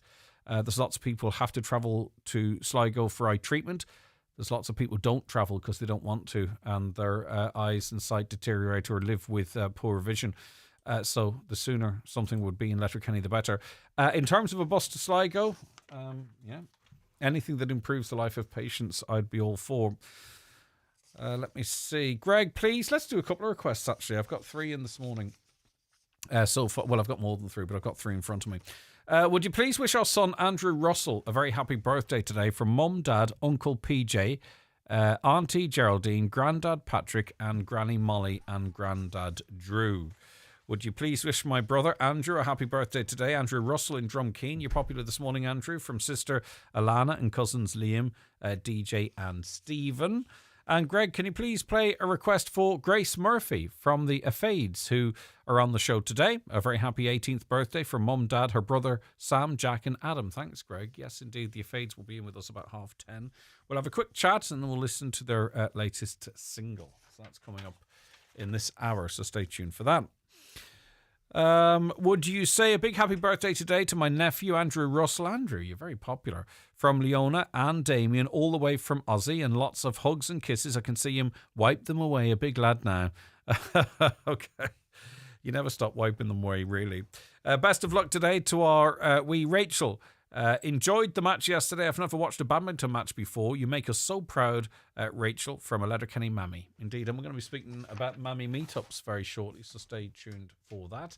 Whilst I'm in announcement mode, I want to let you know that the healthcare workers are holding a vigil on Thursday between 6 and 7 p.m. It's the main entrance at Letterkenny University Hospital. And that's in support of Palestine. So you're invited to take a moment to join them and take a moment in solidarity with the healthcare workers there. Caller wants to know if the drivers of the buses are voluntary or are they paid. If they are volunteers, is there a way that people can offer their services? Okay, well, we'll reach out and see what the crack is. I'm not sure what the story is there. Right, just before the bingo numbers, I just want to have a quick chat to Deirdre, an update on her thumbing around in a show. Deirdre, good morning. Good morning. How are you, I'm Greg? Good. How are you doing? How's the crew? Oh, fantastic. Well, my legs are killing me, to be honest, and the feet are sore, but we walked 22,000 steps yesterday. Wow. But you're supposed to be thumbing. I know. We did some. We got 14 different cars, and wow. I've got 140 points thanks to you because of your great idea. Good stuff. Charity. What about the other team? How many cars did they get into? They got into the same amount. You'll not believe this. We came back here, counted up our points. The two teams have exactly the same points. 480 points. There's 3. Is it 3 teams of sisters taking part or 2 teams of sisters? No, there was 2 teams yesterday because it was a team of 3 and a team of 2. Yes. Today, it's 3 teams of 2 in each team. Perfect, and it's all sisters. Was there any fallouts? So we're heading... Is there any fallouts that led to this splitting up of the teams, or not at all? Why would you be falling out? Right. So there's better things to be doing with your team. I know that. Good stuff. You started at 10. Are you standing there on the side of the road, or what? What's the crack? Right. Yesterday we did Culdaff. No, we got to Malin, and then from Malin we went to Culdaff, and from Culdaff we went to Moville, and from Moville we went to Cooley Cross, and from Cooley Cross we went to Greencastle, Redcastle, and we got this, thanks to Highland Radio. There was a Mr. Farring, and he took us all the way to Moville. He wasn't even going that way. And he stopped and he said, I'll give you a lift. I wouldn't normally stop for anybody, but because I heard it in Highland Radio, I'm giving you this lift. Was So he a thanks for that. tall? Was he a tall, handsome man that perhaps does no longer need Of the course he services was. of a Well, I would hairdresser? say that anyway. I'm telling you what, I'm going to say that anyway, because he might come out after me again today. I think that would There you also go. that could be cheating. Very good man, Mr. Farron. Right, so what was the highlight of the day yesterday for you when you were sort of highlight of the- regrouping and chatting? Well, it depends who you're talking to. My sister that was with us, her highlight was these toilets by a graveyard. Right. I don't know. She was going, oh, they're the best toilets I've ever seen. For God's sake, we've just been to mountains and seas and everything. You can't and beat the a lifts. good Oh, yeah. set of toilets, though, Deirdre. You just can't beat it. and I'm her- sorry. No, well, we got out of this van. Me and my sister were put into the back of the van, and it was in dark. Like, we were in the dark, and my sister was sitting on the front seat chatting away, like, all lovely. And then we got out of the van, and the next thing, this man was coming down the road. And he turned the car, and he took us out to Kennego Bay. There you go. Correct. So there you go. The highlight was meeting these wonderful people. We met so many people. We met a wee boy from out with Greencastle, was it I? And his name was Sean. I can't remember his last name. He does boat tours, you know, out in Greencastle, you know, for going to the Dolphins. Yeah. So, and he's a fisherman. Lovely fella. Well, my sister, she literally kidnapped him. He says, oh, could you give us a lift? We're still in the middle of the street. You can't do that. And he did. But And you he took can us everywhere. still He do was that, great. you see. We still are the Yeah. county that we always have been. You just have to root That's it out true. a little bit, don't you? Well, we certainly did that yesterday. I can tell you that. for 14 nothing. lifts, that's And- quite impressive, Deirdre, especially from both teams. Brilliant stuff. Yeah, yeah. And today we're heading out. This is for all the listeners out there. We're heading out to Kilmallow, Ballyliffin, Buncrana, Green and Ilia, out that area now. Lovely. Because we haven't done that. We did the north yesterday, so now we're going to do that side. So you're at And Buncrana we're heading Cross out at the there. moment. And come here, how many of the 14 different lifts sort of knew what you were at, or did you have to explain it 14 times over? No, sure, that man, Mr. Farnsworth, he heard it on the radio. Oh, right. He thought it was great fun. Okay. And then there was a couple that they heard it on the radio as well. So, no, Highland Radio worked its job, did its job. Great stuff. That's why I'm doing it today again. And what did you do last night? Well, what do you think? I'm going to ask you. I'm not going to put words in your mouth in case you get it wrong. Did it involve any gin Right, and tonics or glasses of wine? No. Well, I would say there was probably a few glasses of wine. You have to celebrate. You have to oil the joints for the walking. Exactly, Yeah, because okay. we're going again today. Well, listen, Deirdre, safe travels. It sounds fantastic. I feel like I need to get another update from you, but we'll see what the crack is. Best wishes to all See what the three crack teams. is. Who's heading off first today? Oh, I don't know if they'll agree with this, but the two old ones, the oldest ones. And you, Cinderella. When are you I'm heading the off? youngest, you see. I'm heading off. I'm the second team because I just want to give them a wee head start, you know. I'll not even, The poor deduct the time off. The poor dears. All right, Deirdre, have fun. Thank you. Take care. God and you bless too. you. Bye-bye. Bye. Okay, good luck if you're playing Radio Bingo today. It's time for Vision Ireland Bingo on Highland Radio. It's Wednesday, the 31st of July. You're playing on the blue sheet. The reference number is S13. It's game number 31. The numbers are 73, 66, 6, 83, 78, 32, 25, 40, 21, and finally 33. Phone your claim to 910483 before 8 tonight, leaving your name, contact number and the name of the shop where you purchased your book, and we'll call you back the next working day. Get all your Vision Ireland bingo information at highlandradio.com.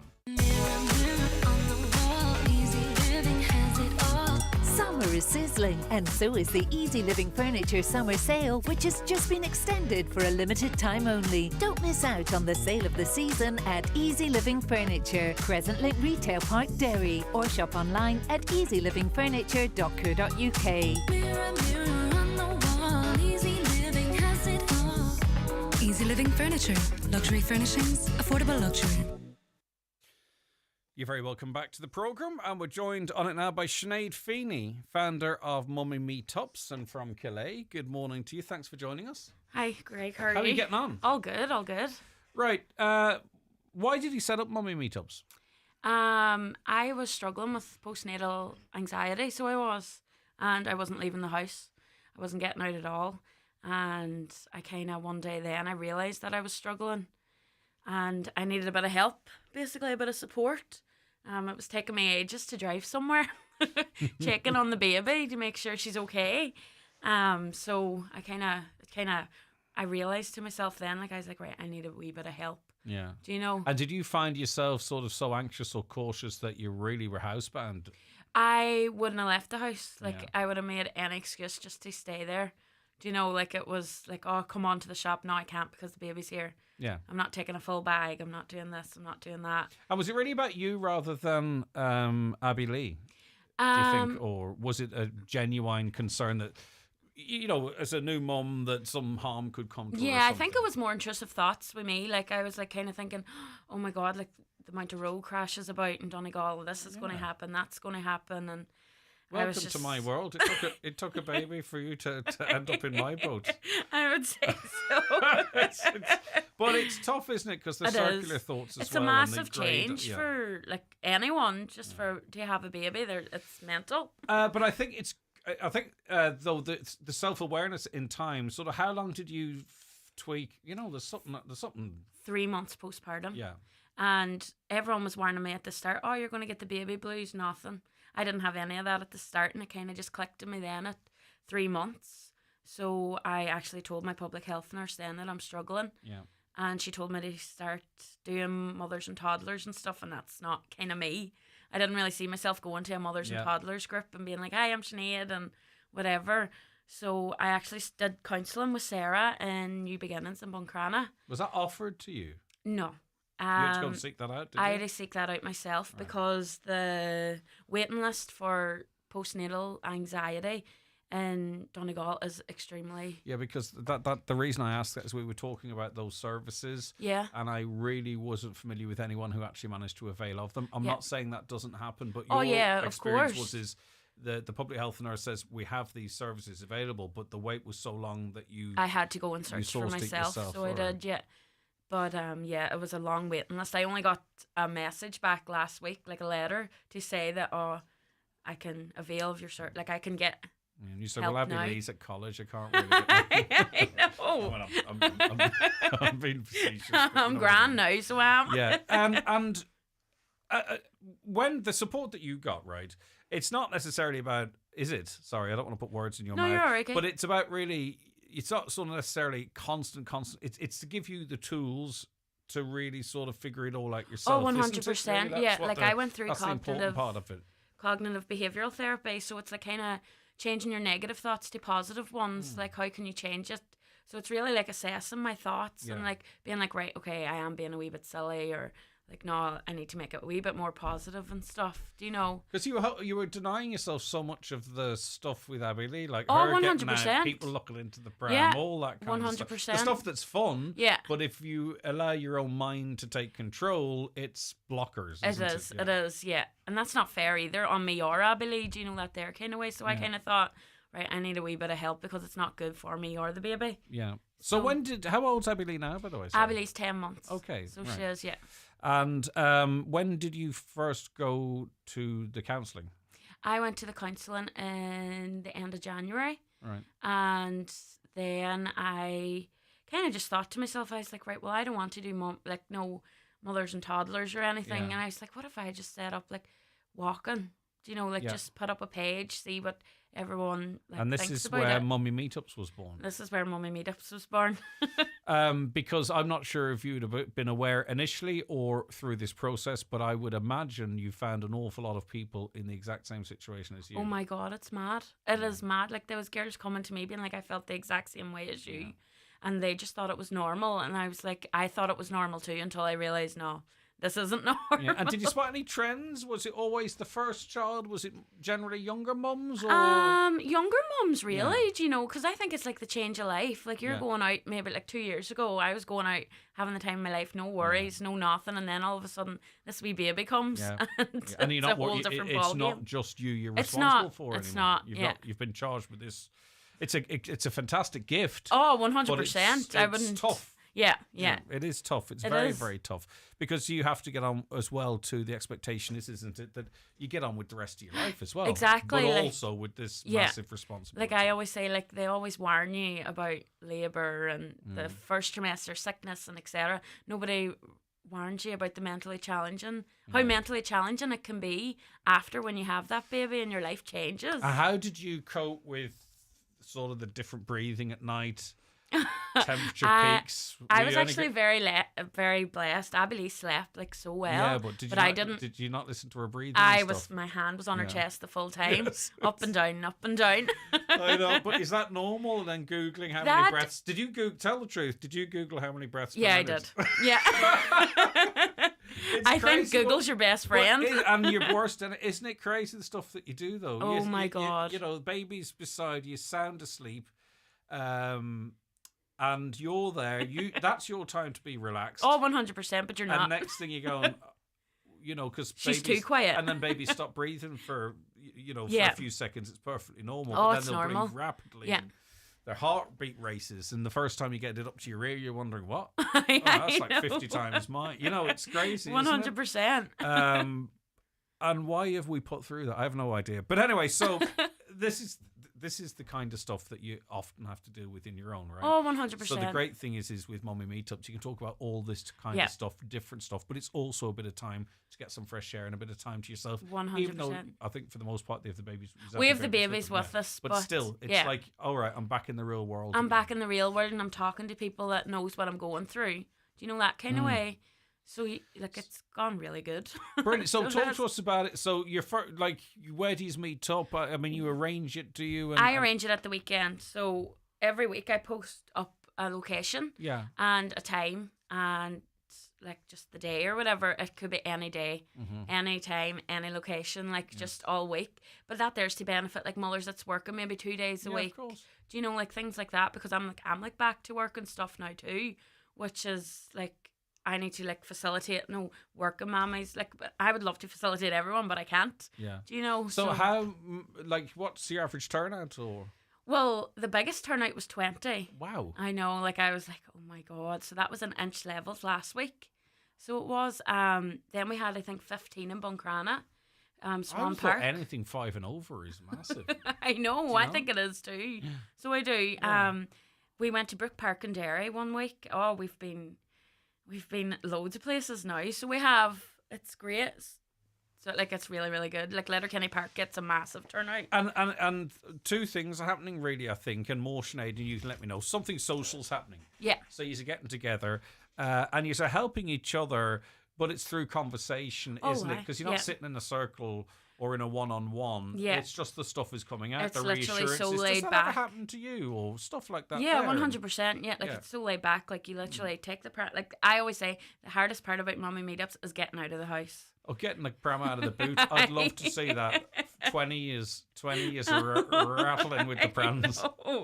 I know. Last week when I went to Inch Levels, I was a wee bit late, which is grand, because I leave a half an hour leeway for everyone to come. And I was coming in and I seen 5 prams and girls coming out of the prams. I was like, oh my God, what's going on? Very good. How are you feeling now? I'm feeling great now. Yeah, you've got this outlet as well. And what's the feedback from the other mums? Now, it's not just for new mums. It's for any mums. It's for any mums and dads as well, too. Yeah, because sometimes dads can find themselves as the 100%, principal carer as well. Yeah. It's all inclusive, but it's going to be... I know we all have to say that stuff, right? Yeah. But the reality is, I think... there's going to be other mums there, but it's going to be probably people in a similar situation. Oh, too. 100%, definitely. There's mums texting me being like, "Oh, I have a 5-year-old. Can I come?" And I'm like, "Of course you can. Yeah, You're still a mum." Yeah. All right. Okay. And so, as I say, it's helping each other, but it's not in a we're in a counselling session. Yes, exactly. It's just a chat and coffee and the babies as a cute bonus. Do you know that kind of way? Yes. All right. Okay. And you mix it up a little bit, so as you said already, so it suits different mums at different times. I do. Yeah. Okay. It's been fantastic. So what do you want to do next? I'm actually in the middle of hosting a wellness day for mums only. Right. So no babies allowed. And it's kind of just for mums to give themselves 4 hours break. And you know what? It doesn't sound a lot. It's not a lot, but it is a lot. I'll tell you, how many mums or dads, depending on the situation, but how many mums of a 3-month-old or even a 6-month-old have had 100%. a full 4 hours to themselves? Oh my God, don't chat. Like, You know. it's sometimes it's non-existent. Do you know, maybe that half an hour would be nice, but you're kind of like, oh God, I need to get back to baby. I know. Do you know what I mean? It's just the right amount of time, innit? Yeah, it is. You can enjoy the 3 hours and then banked on anxiety for the Yes. last hour till you get back. That's it. Okay. Right. Stay away. Stick your headphones on. I don't know what the volume's like on the headphones. There's a pair of headphones there. Just if they might be a little high. What are they like? Too high? No, they're okay. You're good. Okay. Hi, Mairead. How are you getting on? Oh, hi, Greg. How are you? I'm doing good. You're listening to Sinead Feeney there. What was your situation? Yeah. I just sent a text in. I don't know Sinead, but I'm so proud of her for setting something like that up. Great. I was just saying in my text there that I think it's technically prenatal anxiety, so it's when you're pregnant, not after the baby's born. But I was just saying in my text that I didn't recognise that, and I think a lot of people don't recognise it in themselves. I think she did really well to recognise that for herself, that she needed some help. And Mairead, because it took another person maybe to sort of spot what prenatal anxiety was in you, can you sort of give a few examples in case it helps another lady listening today?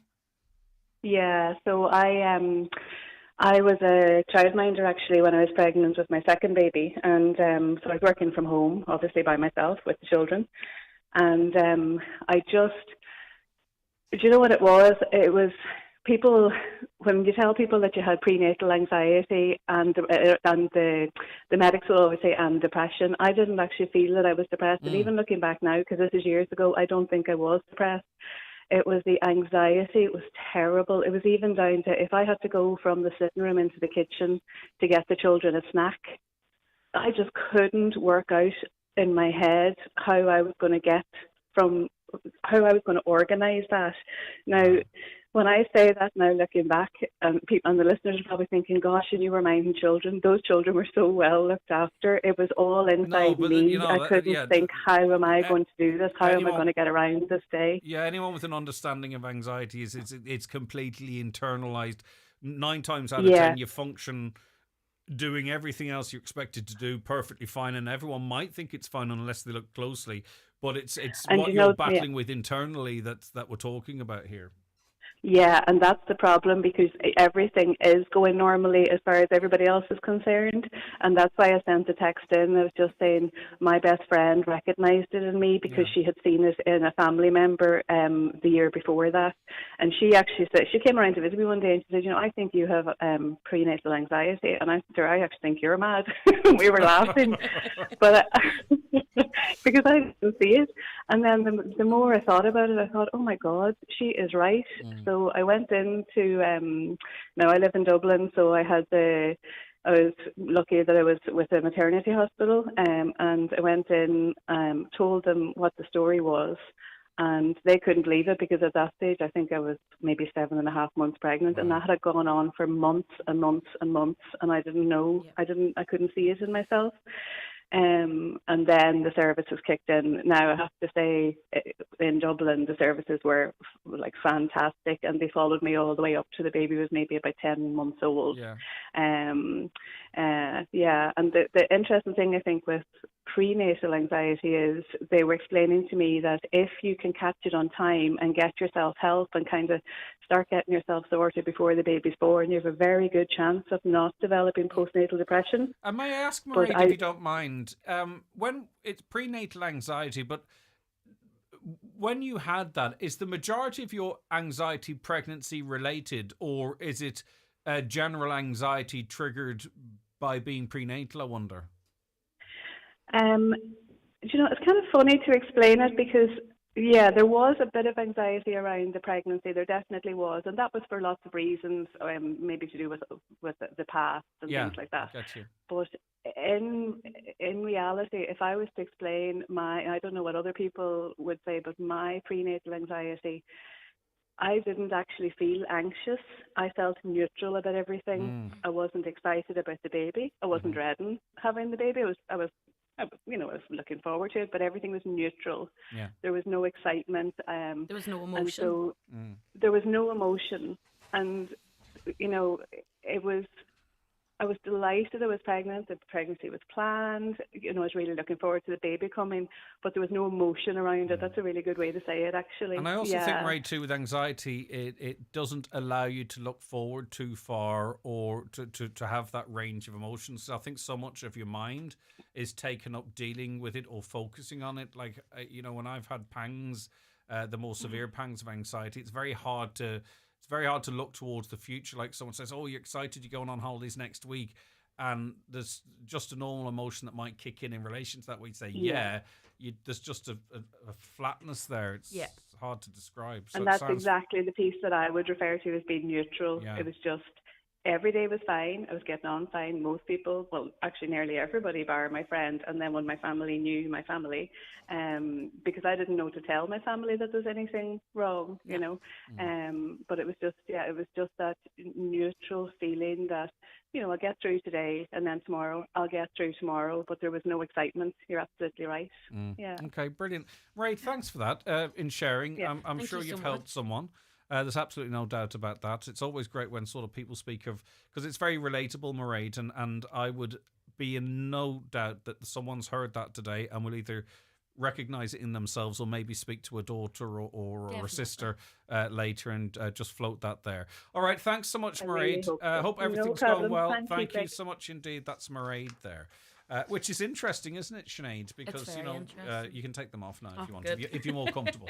Because, you know, you're talking about your experience. But again, you know, that's something that could come out in these conversations 100%. Well. And I think it's more what people about around pregnant you. Women joining these walks? If it I suits have them? actually posted last week about pregnant women coming. You stole my idea then. Okay, that's fine.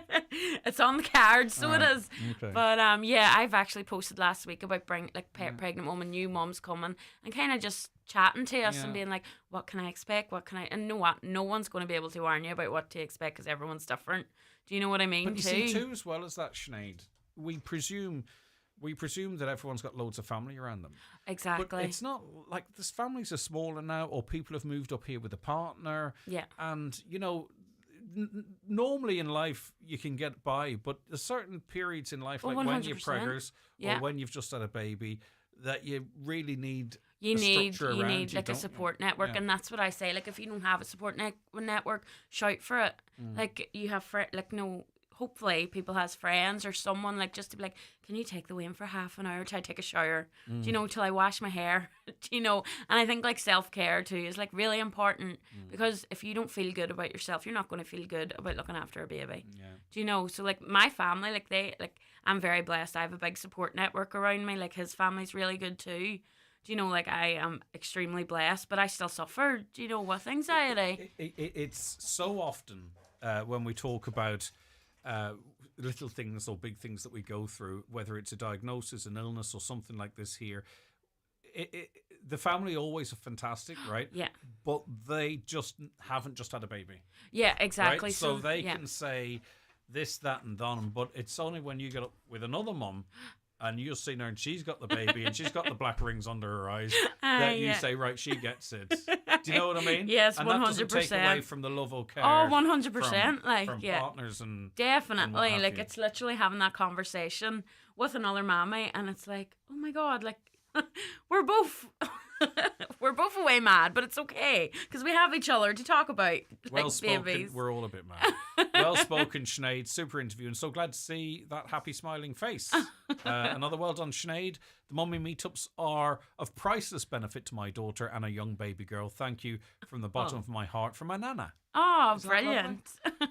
So it's rippled out to it the has, wider family. Which is amazing, because I kind of was focused on you and what this has done for you, but of course it's what it's doing for other people and the difference it's making for them. Where can people get more information? Or? Well, I have a Facebook group, Mummy Meetups, and then I also am on Instagram, and then I have my own TikTok as well, so it's like Mama Life, you call it. Yes, it's sort of like a vlog kind of it thing? is. Vlog? Yeah, vlogging. Excellent. All right, good stuff. Yeah. So what's that? How do people find you on TikTok? Sinead Feeney. If you just type in Sinead Feeney, it's simple as and same with Facebook and Insta and all that. Facebook and Insta, it's Mummy Meetups. Okay. Yeah, MUMMY. Well, we'll link that on our socials as well. Oh, perfect. Thank you so much. Brilliant stuff. Well, listen, continued success. And it's the kind of thing, too, that I can see if this keeps going, why wouldn't it? That there's a toddler and a baby in a couple of years' time. Do you know that sort of way? I'm not I putting that know. on you, Sinead. Yes. I mean, generally speaking. Yes, to your of members. course, though. It's All great. right, yeah. Okay.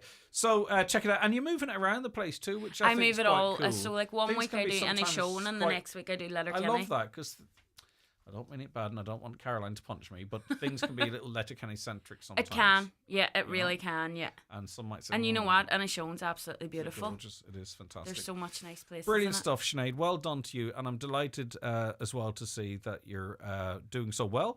It's Mummy Meetups on Facebook, Instagram, and what have you. And if you want to look at Sinead Feeney's vlog of her life, check it out on TikTok, Sinead Feeney. Just search it, and it'll pop up there.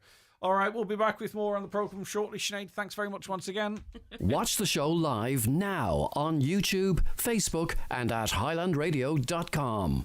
The Highland Radio Outside broadcast team are on the road once again. Tune in this Wednesday at 2:30 for the Jive Time show with David James, and on Friday morning for Greg Hughes and the 9 till noon show, with both shows live from the heart of the Mary from Dunlo International Arts Festival to celebrate their fun-filled programme of events. Check out the full lineup on maryfromdunlo.ie. Brought to you in association with Cavan and Supervalue Dunlo. We all have a mate like Declan who swears he's on the way when he hasn't even put his socks on and he's eating pizza in bed. Be less like Declan and be more reliable like Vodafone Gigabit Fibre Broadband with smart Wi-Fi. Now only €30 a month for the first 6 months. Search Vodafone Broadband today. 12-month contract, €30 for 6 months, €40 thereafter. Is subject to annual price adjustment, excluding discounts of CPI plus 3% each April. Offer ends August 31st, 2024. Subject to eligibility and location. See vodafone.ie/broadband.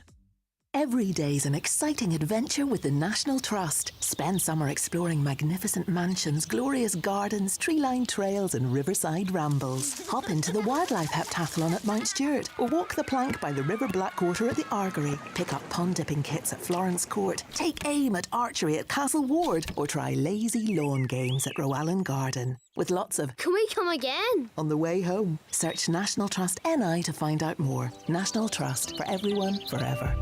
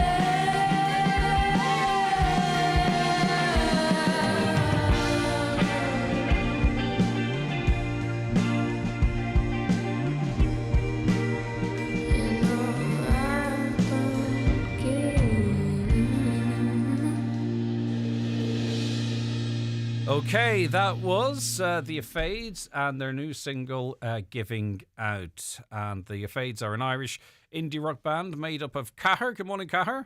Good morning. We've got Grace M. Hello. And Grace M. Hello. And Cahir. Did I say Cahir? Kyle. How are you? How are you getting on? Lots of yous, you know what I mean? I'm an old man.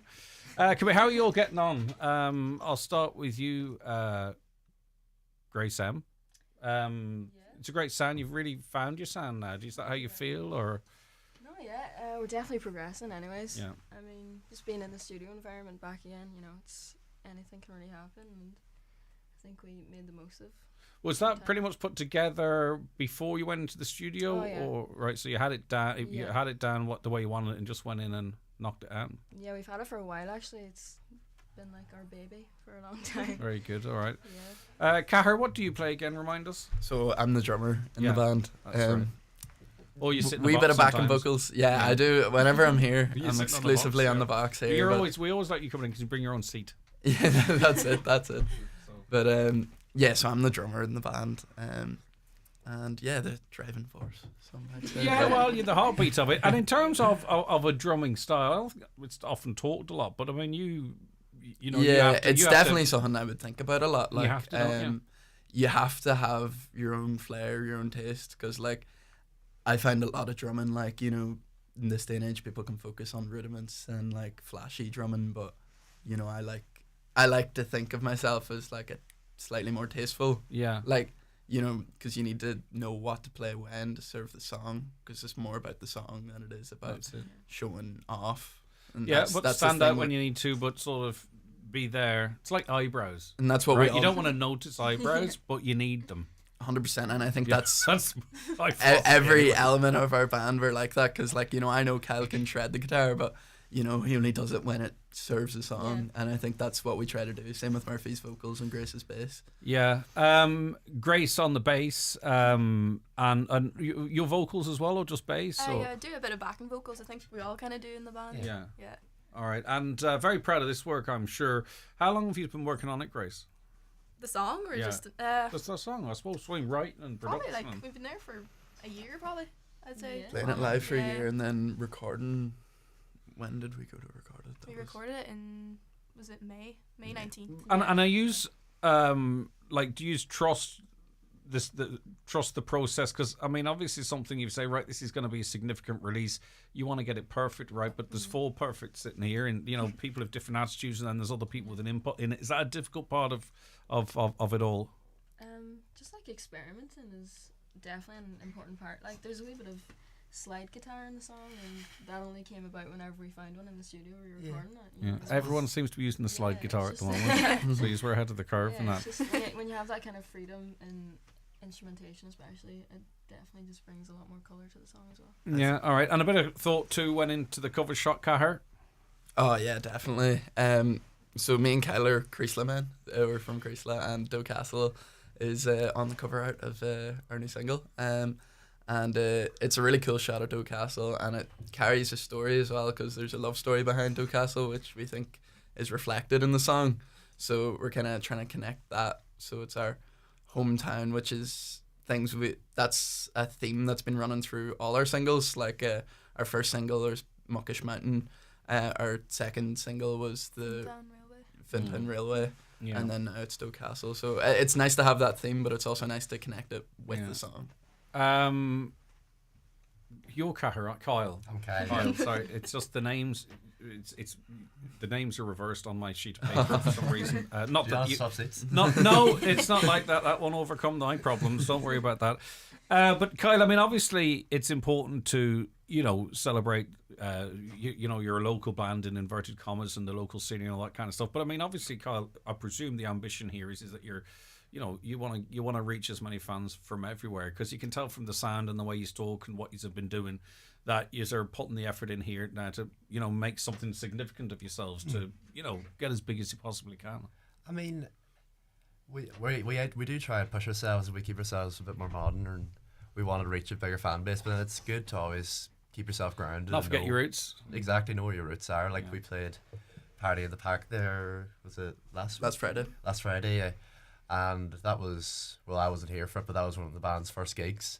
and we played it every year since, and I don't think we plan on stopping it because it's always been there, and they supported us at the start. So and we also learned, you know, with the tragic passing and the naming of the stage, that it seemingly is one of those gigs that does stick with people. You know, really meant a lot to us as a band as well, because Paul was a good friend of ours. Yeah. And like he would have recorded our first song, Kirzo Anxiety, and then like, you know, he would have helped us a lot with the recording of Juggernaut, our second single. And so he was just a good friend as well. He was a good mentor, like, you know. Yeah. But he'd been there and he came up and he was coming up, and it was important too for his dad and family too. It was 100%. just really very, very significant.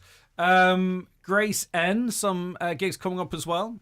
Yeah, so on Friday we're playing in the Cottage with two great bands, The Stands and Somber.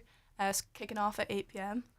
Just for their single release. Yeah. And then on Saturday we're playing Pride in Brewery.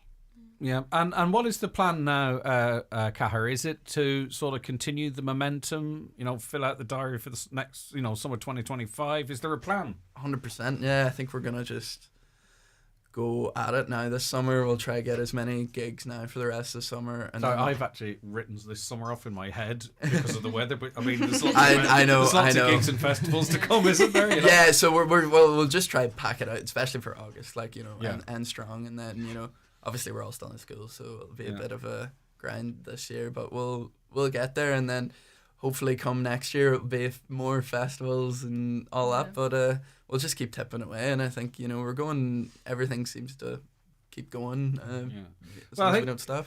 Like, I think, Kyle, you have all the ingredients there. I mean, anyone who knows anything about music or enjoys music, it might not necessarily be their stuff, right, but it's good music. Do you get where I'm coming from? Yeah. It's just really now, I think, for you guys is the break. You know, that's you know that's what it feels like to me, because everything else is in position. Definitely, like we have the structure and form. Like I've never played with people where I feel so comfortable and we gel very well together. Especially on stage, I feel really comfortable with them, and I think it is just that's really the next step is our break. Yeah, exactly. I think so. And you don't know where it comes from. No, but that's it. Just happens, and if it's meant for you, it'll find you. Grace, what about the whole process of writing the music? Is it a complete collaboration between all of you, or? Yeah, we sometimes find that most of the time actually it's just music first. It's like we definitely lay the groundwork first. You know, Kyle will come up with a wee riff, or you know, any of the band members will have a wee idea, and I don't know, I might have written an idea already or something, just jotted it down, and that's kind of just where it grows. Brilliant stuff. Okay, well, listen, the very best of success. We got the access to that track on iTunes, so I know it's on iTunes at the moment. Grace M, what's the other platforms? What's the story? M. Well, it's not out yet. It's coming out on Friday, but it'll be on all streaming platforms like Spotify, YouTube, all that. So Deezer. Yep. Deezer as well. Does people still use Deezer? Those You guys know, could be like, yeah, the only way I know Deezer is because it's the only music platform that works with DJing software. Yeah, I know that was why I used to use it. Yeah, when they blocked Spotify, it was like, I know, yeah, that was it. What have you done here? You know what I mean? I have to go through a million dodgy remixes on that SoundCloud. But anyway, all right, okay, good stuff. So Thursday. Oh, yes, of course. Thursday, 2nd of August, 8 p.m, the Cottage Bar, Letterkenny, with support from Stans and Sombra. And that is a de facto sort of single launch, which is great. And then on Friday, the 3rd of August, 7:30 p.m, the Brewery, Letterkenny. And that's as part of Letterkenny Pride. So, which one's... Is it M or N's birthday? Murphy's birthday. So, the big 1-8 today. Big one is. So what are you going to do for your birthday? Granny of the band now. The oldest. Way to make me feel like the oldest fart in the room. I have no real plans today. We're kind of waiting for the celebrations on Friday. So yeah. Well, I say, what a way to do it, isn't it? Yeah. But is it cool to celebrate your birthday at a single launch gig? I think so. I think it's very cool. What about Sash? Happy 18th? Yeah. Yeah. All right, brilliant stuff. Okay, well, happy birthday to you. Thank you very much. And the best of luck with everything going forward. Have a really, really busy August. Keep an eye out for the Fades. If you can't make to Letterkenny, they're in the Cottage for the single launch with two other bands, The Stands and Sombra, that's on Thursday, tomorrow night, isn't it? Yep, 8 p.m. And then on Friday, the 3rd of August, at the brewery in Letterkenny, and that's at 7:30 p.m. as part of Letterkenny Pride. And go on to your favourite streaming channel, even Deezer, and you can listen to their new track from Friday. It's called Giving Out. Listen, thanks very much. They're lovely people as well as everything else, as being super talented. We really appreciate you calling up, and the best of luck with everything going forward. That is the Fades, and we'll be back very shortly. Paco Letterkenny's biggest summer sale ever is now on, with up to 70% off all your summer essentials. Don't miss out. Hurry, limited stocks. 70% off, discounts in store at Paco Letterkenny. Fire Grates Donegal seeks a welder fabricator for gates, railings and heavy-duty fire grates. Must be millimetre literate, punctual, positive and have excellent people skills. Training provided. Open to all ages willing to learn. Send CVs to firegrates@outlook.com or WhatsApp details to 086 860 2012. Applications closed 10th of August 2024. Northwest Cleaning Services has over 15 years of expertise specialising in carpet and upholstery cleaning in Donegal, offering premium services to keep your carpets looking great and smelling fresh. Call now on 074 932 9827 for a free estimate, or visit our website at northwestcleaningservices.ie to book your cleaning appointment. Well, wait till you hear why thousands of families are going full Lidl. So I'd buy the special flakes, the Brent flakes, multigrain hoops or Wheatbix. They're my 4 cereals every week. Porridge and granola in our house. Oh, and granola. Super nutty granola is gorgeous. On top of the porridge. And then blueberries. Keep you going for the day, like. Go on, go full Lidl today. Highland Radio weather updates brought to you by McElhenney's. Make your sterling go further with our new cash sales exchange rate at €1.20 for every £1 spent in store. No matter the weather, visit us in Ballybuffet for all your fashion, beauty, gifting and homeware needs this summer. Today, warm and dry with sunny spells at first. Cloud will increase in the west in the afternoon, bringing patchy rain during the evening. Highest temperatures 19 to 23 degrees. With light and variable winds. A touch lower on the coast where sea breezes develop. Tomorrow, cloudy with patchy light rain or drizzle, but brightening up later in the afternoon and evening. Temperatures tomorrow, 19 to 22. So hopefully by the time you finish work or whatever you're doing during the day, you might be able to sit out and have a glass of Mawadi or something. Great stuff, the Fade, says Reese Nugent, I beg your pardon. Hugh Doyle in Creasler. Obviously, Hugh's got skin in the game because two of the band are from Creasler, aren't they? Hugh Doyle says, best single yet. Yeah, indeed. As I say, you know, indie's not necessarily for everyone, but you can always recognise good music, and they are producing proper good music. Does anyone know why there's such a slow flow of water on the Pole Road in Dunglow? I don't know. Is Gavin in the shower? Tell Gavin to get out of the... Gavin, get out of the shower! Actually, that's probably quite serious. We don't know. We'll look into it. In the Sunshine phone, add where it is and add your name. Right, okay, so send in your photos of the sunshine from across the northwest. Send them in to us, WhatsApp 086 60 25,000. Include where the picture is and your name. Now, you haven't made a mistake. We just didn't make that clear at the beginning. That doesn't preclude anyone from winning vouchers, by the way, okay? But it just helps for us for tagging them when we repost them. And the same applies if you're putting it on your own socials. Hashtag Highland Sun Search, and we'll stalk your socials and have a look at those pictures too. Tesco Club Card gives you the power to more. Grill out with 3 for €10 from our fire pit range. Spice up your dinner with Old El Paso kits and select a Coke 4 packs, any 2 for €6. And Bella Cucina Prosecco Frizzante was €12, now just €7. Get more from your shop with your Tesco Club Card or app. Shop in-store or online. Tesco. Every little helps. Subject to availability. Prices vary in express stores. Deposit may apply. See tesco.ie. Enjoy alcohol responsibly. Nutrius Winling Crunch in on promotion at your local Homeland store. Buy 10 bags of Nutrius Winling Crunch ATP, get 1 free. Or get €15 off per tonne in bulk. The Nutrius Beef ATP pack enhances animal performance through maximising rumen efficiency. T's and C's apply. Contact your local Homeland or farm commercial specialist today. Visit nutrius.ie for full product details. Be a winner and view the trophy collection at Brian McCormick Sports. full colour awards, glass and crystal, perpetual cups and shields, sports awards, metal cups and medals. Whatever the occasion, click bmcsports.ie. Budget medals for sports days with personalised inserts to promote your club and school. Full engraving service available at Brian McCormick Sports, Main Street, Letterkenny.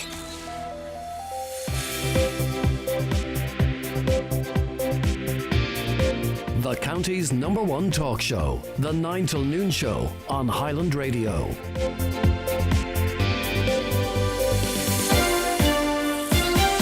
It's 11 o'clock, another hour to come on the show. We're going to be talking liquid therapy as part of Wellness Wednesday, that and so much more besides. After we get the news headlines now, and it's good morning once again to Donna Marie Doherty. Thanks, Greg. Good morning. The All-Ireland Strategic Rail Review has been published. In Donegal, there's a line proposed to travel from Letterkenny to Derry. Following public consultation, the suggestion of a new line to extend into West Donegal was parked on the basis of low demand and impact, while a Donegal to Enniskillen line was also parked on basis of demand. Richard Logue, a project manager in transport in London, says the planning process in that area is something that has potential for delays. Motorbike users will now be able to park at the rear of Bank of Ireland in Donegal town for free on Sundays. It's after Donegal County Council received backlash following the pedestrianisation of the newly refurbished Diamond. A meeting was held on Monday between elected members, council executives and representatives from the motorbike community to reach a solution. Tomorrow's rise in the price of fuel is going to have a negative repercussion for drivers, fuelling stations and on tax revenue for government. That's according to a South Donegal deputy. Deputy Marion Harkin says that people living in border counties will travel into the north to fill their cars as the price of both petrol and diesel are set to increase by 3 and 4 cents a litre respectively from midnight. She also pointed out by the 9th of October, when another price increase is due to come into effect, government will receive around €1 per litre of fuel in taxes, which will be lost if people go to north. Parents are forking out €1,000 per child in back-to-school costs, according to new research carried out by Bernardo's. On average, primary school parents will spend €119 on uniforms, while secondary school parents will spend €211, while the purchase of digital service devices for schools also reaches costs in the hundreds of euros region. Big tech firms are being urged to turn off algorithms which promote harmful content on social media. There's calls for Commission demand to step in to make sure children aren't seeing content glorifying self-harm, eating disorders and violence against women when they use the apps. Algorithms determine what social media users sees based on extensive collection of personal data.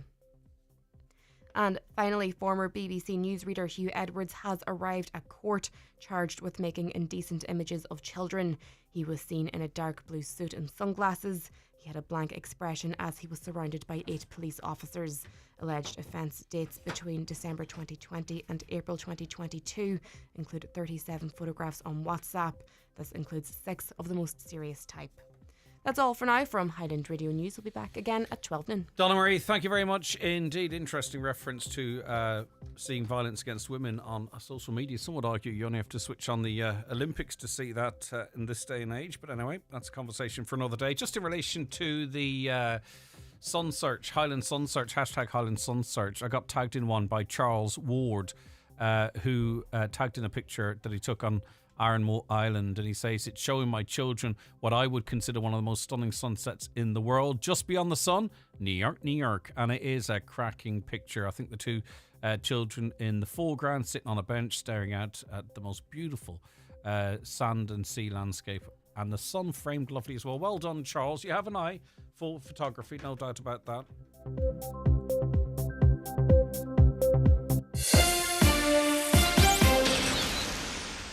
Hello? Hiya. I was just reading about that awful crash at the crossroads. It was Kate's son who was killed. Oh, no. The roads.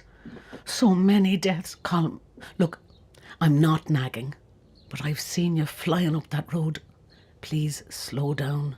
Imagine it was your death notice. Ma'am, it's grand. I don't ever want the Gardaí calling here. Chat to your loved ones about their unsafe driving today so you don't lose them tomorrow. A message from the Road Safety Authority. Okay, you're welcome back to the 9 till noon show. After that fleeting break, thanks for all your calls and comments coming in. Keep them coming, of course. 086 60 25,000. Right, Wellness Wednesday time now, and I'm joined on the programme by the CEO of Liquid Therapy, Tom Lousy. Is it Tom? I wasn't given a phonetic on this one. I apologise. So I've had my whole life of that being pronounced incorrectly. Lousy. Lousy. Okay, I'll remember that. Right. Good morning to you, Tom. Thanks for your time. I do appreciate it. My pleasure. Thanks for having me today. Okay, so Liquid Therapy. It may not be abundantly obvious to people just seeing those two words what it actually is. So maybe you as the pro can give us a rundown.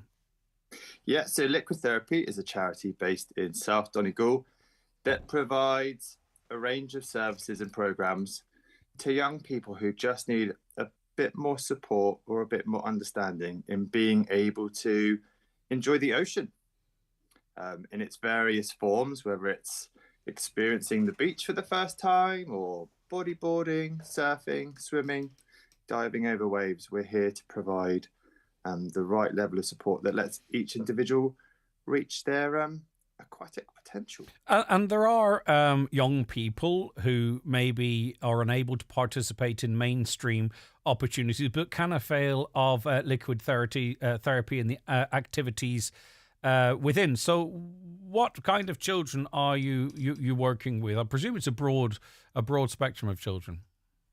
Yeah, it's really broad. It's anybody who just needs who can't participate. So whether that's maybe like a physical additional need that somebody might have, maybe it's the social connection that they're needing, like a higher level of support, and maybe there's an intellectual challenge there. And in many cases, it's just being able to provide the time and the space that lets that person go on their journey rather than having to keep up with a group, or if it is a group setting, it's that group has the right level of support so they can have all those social benefits too, and it's not an exclusive or exclusionary experience as well, because it's the summertime. It's all about going to the beach and dipping your toes in the water and having ice creams on the beach, or it's about camps and shared experiences. And yet for so many people, that's not always readily available in the summertime. Yeah, for sure. And is there something particularly soothing about the ocean that makes this work? Yeah, I think we all have our favourite beach and our favourite beach memory, don't we? It's such an accessible environment. You can be enjoying the scenery and an ice cream while your kids or your friends are building sandcastles. It's such a safe environment, isn't it, with that kind of gradient approach to water and the sensory experience of hearing the ocean or trying a new activity, mastering a new sport. It's such a good playground, and if you fall over, you're only landing in water, aren't you? So it's a place that really lets you experience the physical benefits, the social benefits, the emotional and well-being places. It's such a good platform for learning, and then as a parent or as a carer or as a sibling, you're sharing that environment. You're seeing somebody thrive. Yeah. You're seeing the ability of an individual when quite often people see the disability. And does the person obviously grow through the experience in that? And it all depends on the individual, of course. But do you see a lot whereby the change or the benefit to an individual extends beyond their time with liquid therapy? Oh, definitely. I think if you take anybody and give them one-to-one coaching, they do a lot better than in a group lesson environment. So we're providing that one-to-one coaching, which gives those participants like core confidences. And so often what we've learned is that their experiences go far beyond like liquid therapy. We say goodbye to them eventually, but then we hear that they've then had that ability to go and try a new activity or engage in a club in a different way, or go and find other opportunities or other organizations like liquid therapy who maybe operate in a different environment.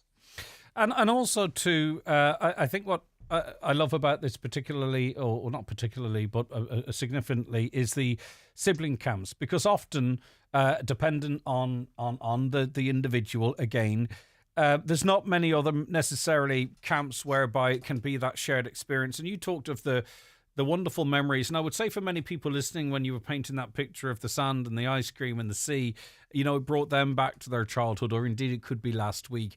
But it's those memories are shared with someone else close to them, a sibling, mum or dad or whatever. And that's what you're facilitating as well, where it might not ordinarily happen necessarily.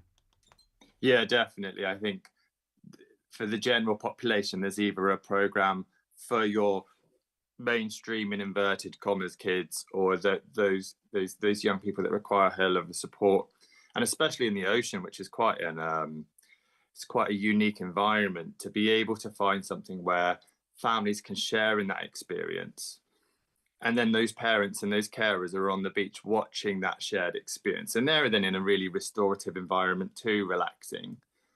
That's really rich. This year we're even starting this week we're starting like a mothers and daughters program, where actually those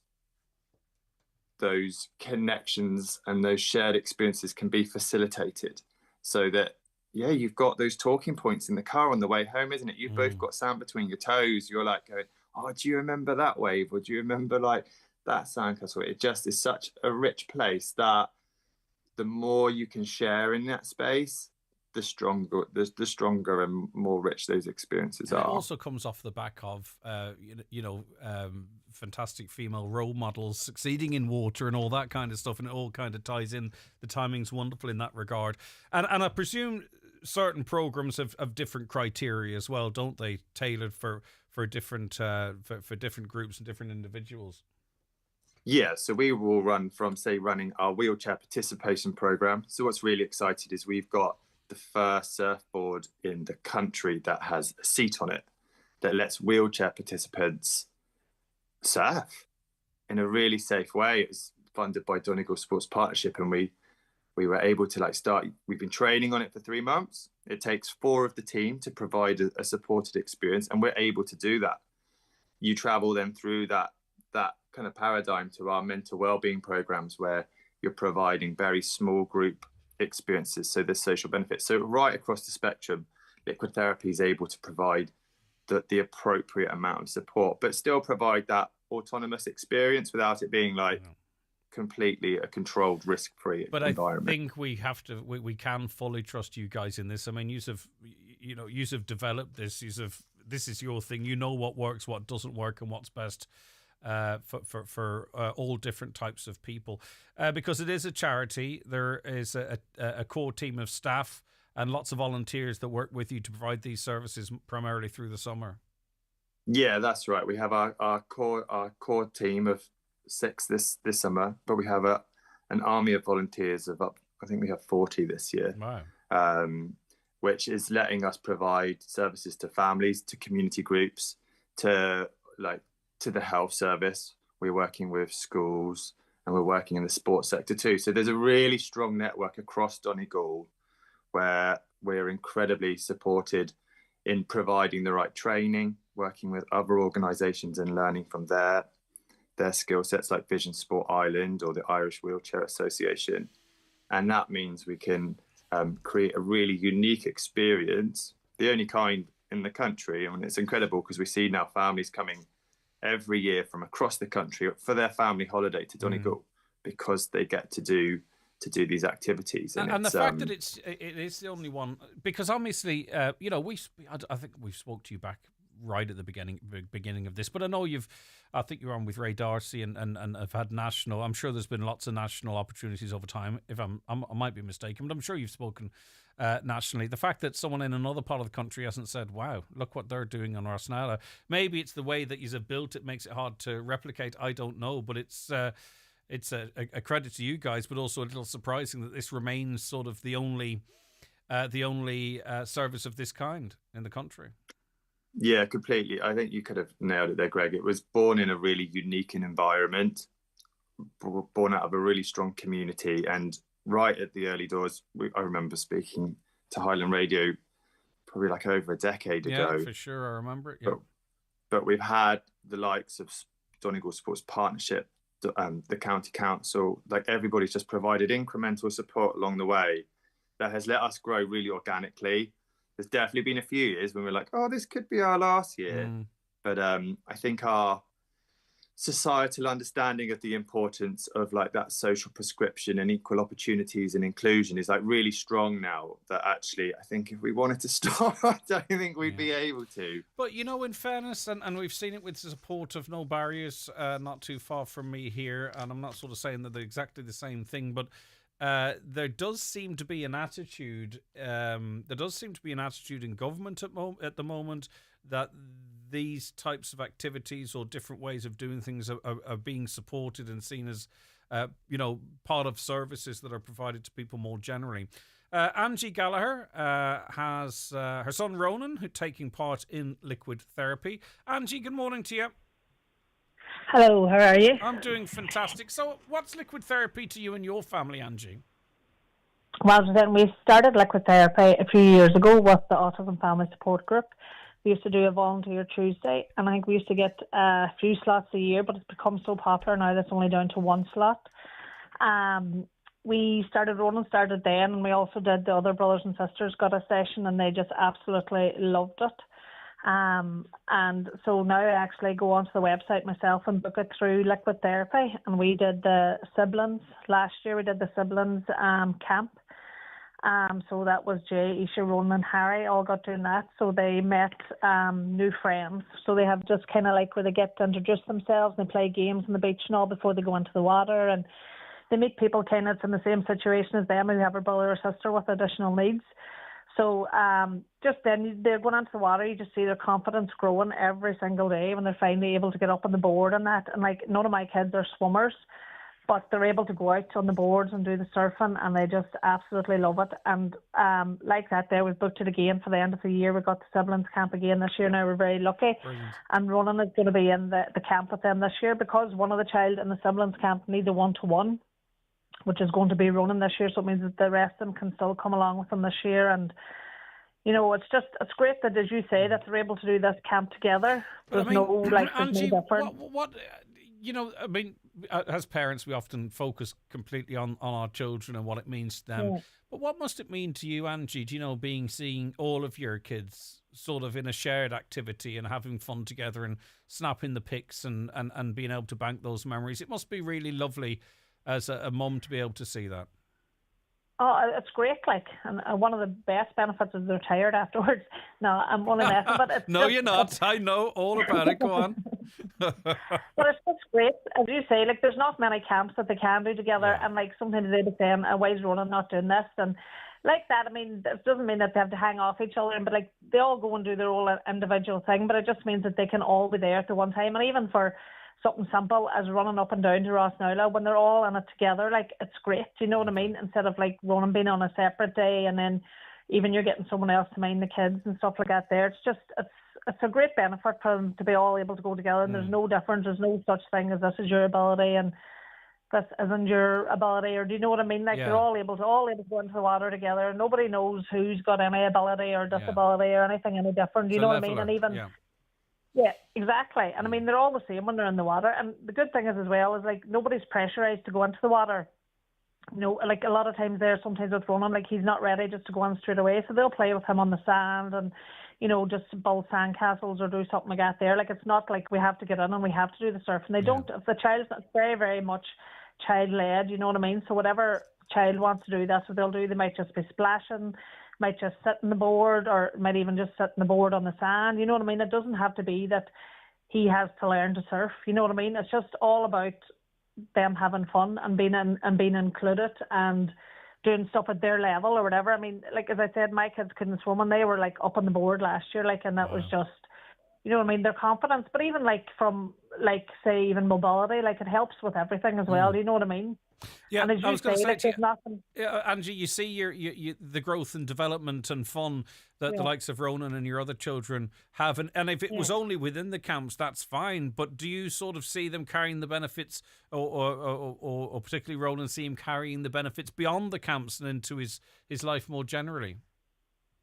Well, they do, but as well, as you said, like, even coming back, as Tom had said, come back in the car. Do you remember that? Do you remember that, Ronan? Or Ronan was able to get up on that. And, it forms a bond that they can't, do you know what I mean? Like, your other kids can go do certain things together that Ronan isn't able to do, do you know what I mean, realistically? So, I mean, they're able to talk about it then, and they have the photos together, and they're looking at them and stuff. Do you know what I mean? But there is, I mean, socially, it's very good for them. Plus, as you say, it does form that bond. You know what I mean? That they can have, and they're able to do this together. Like, you know what I mean? Just for a lot of stuff, as even I know there's a lot of charities and all about, it, and then there's some things that's only for the kids with the disability. Do you know what I mean? So it means that they can do it, you know what I mean, as a group.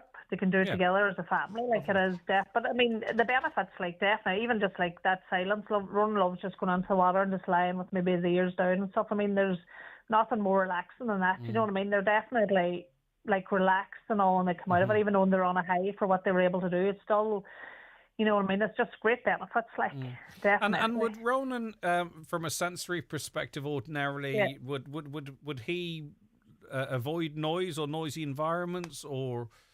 Well, at the times, it depends. Because he has so many brothers and sisters and cousins, he's actually not very sensory to noise, but he will wear his ear defenders now, and he will wear them when he goes to, but it's more for a comfort thing, I think, more than actual the noise of the water.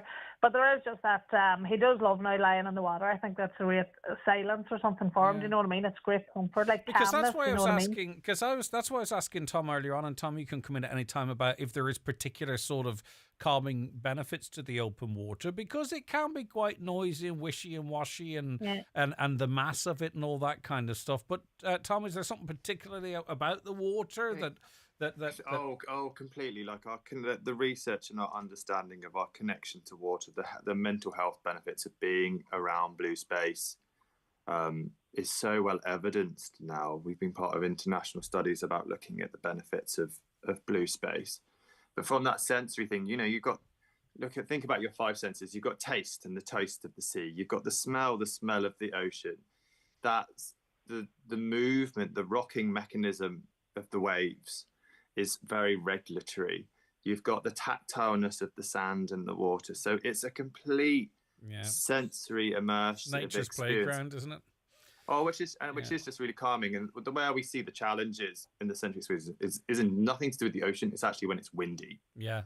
That noise and sensation can become quite overstimulating. But what's happening in the water itself is really therapeutic. Okay. Angie, listen, thanks for your time. Have a lovely day. Love to all. Thanks, thank you very much indeed. Take care. You know, on the face of it, when you say 6 core team, 40 plus volunteers, it seems like a big team, but there's a huge demand on it. And as you say, it's not only necessarily individuals, but there could be groups and also two people looking to come on holiday and give their children in different areas, or their young adults, or whatever the age category might be, that experience. I mean, if you were better resourced, could you grow further, or given sort of the attention to detail and the systems that you've put in place, is this really the right size for liquid therapy? I think in Ross now, I think we just opened the surf centre 2 years ago, and really trying to provide. Our challenge now isn't just to be accessible, but it's to be not inclusive, but accessible as well. So making sure the right infrastructure is there. Donegal County Council won a great award about accessible beaches, and that's such a great platform for us to build on. In Rossnala, we have a real problem that there's just like portaloos, which really aren't fit for purpose. But now in the surf centre over the last few years, we've managed to put like clinical beds, and we're bringing in hoists. Oh, wow. So that there is a much more dignified experience. Our next goal is to be able to travel around the county, to do a rural roadshow, to go to families living in rural isolation or in small communities where we have such a wealth of beautiful coastline, but we don't maybe have the services in those areas. And we see families, like I said, who are prepared to travel. But I think it will be great if we're able to travel to them. And we're working really hard to get that funding and infrastructure in place. Because at the moment, we're relying on volunteer cars and volunteer, hours, whereas actually, like, we need to be resilient and sustainable in serving the whole county, not just families who can make it to South Donegal. All right. If people check out the website, is it primarily liquidtherapy ?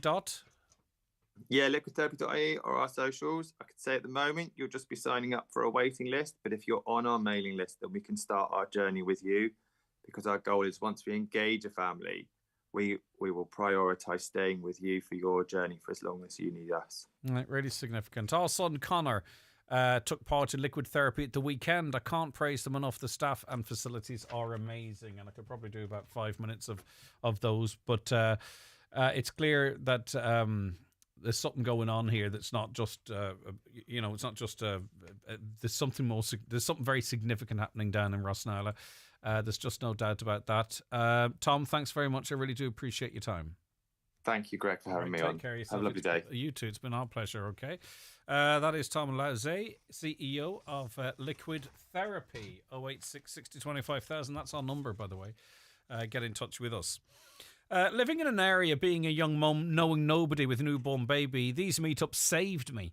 And being able to talk to other mummies my age has helped more than anyone will love. Well, anyone will know. Much love. That's lovely. Sinead's infectious too, I think.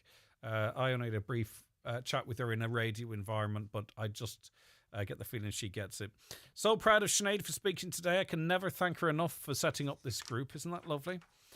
Let me see if there are more on that topic rather than me jumping from one to other. Wishing Maggie Nora O'Donnell a very happy 100th birthday. Happy birthday, Maggie Nora O'Donnell. This is coming in from Mary Rogers and all your friends at Mahary Senior Social Club and the Three Marys. See her later at the party in Cashlanore. Well, the Three Marys, I'm sure, will be providing plenty of entertainment, as they always do. Three lovely ladies. And another lovely lady, 100 today, Maggie Nora O'Donnell. Hope you have well, I've no doubt you're going to have the most wonderful day. No doubt about that.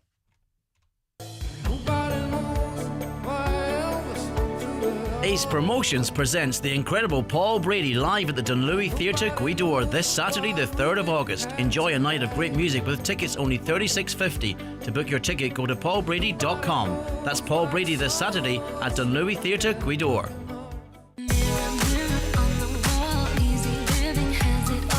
Summer is sizzling, and so is the Easy Living Furniture Summer Sale, which has just been extended for a limited time only. Don't miss out on the sale of the season at Easy Living Furniture, Crescent Link Retail Park, Derry, or shop online at easylivingfurniture.co.uk. Mirror, mirror on the wall, Easy Living has it all.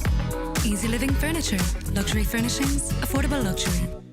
Missed the 242 Kia pre-sales? Don't worry. It's not too late to drive home in a brand new Kia at iMotors. Enjoy 0% finance on any electric vehicle and receive a free home charger. iMotors proudly hold the prestigious title of World Car of the Year with the EV9 and offer Donegal's best-selling car, the Kia Sportage. Visit imotors.ie and get immediate delivery.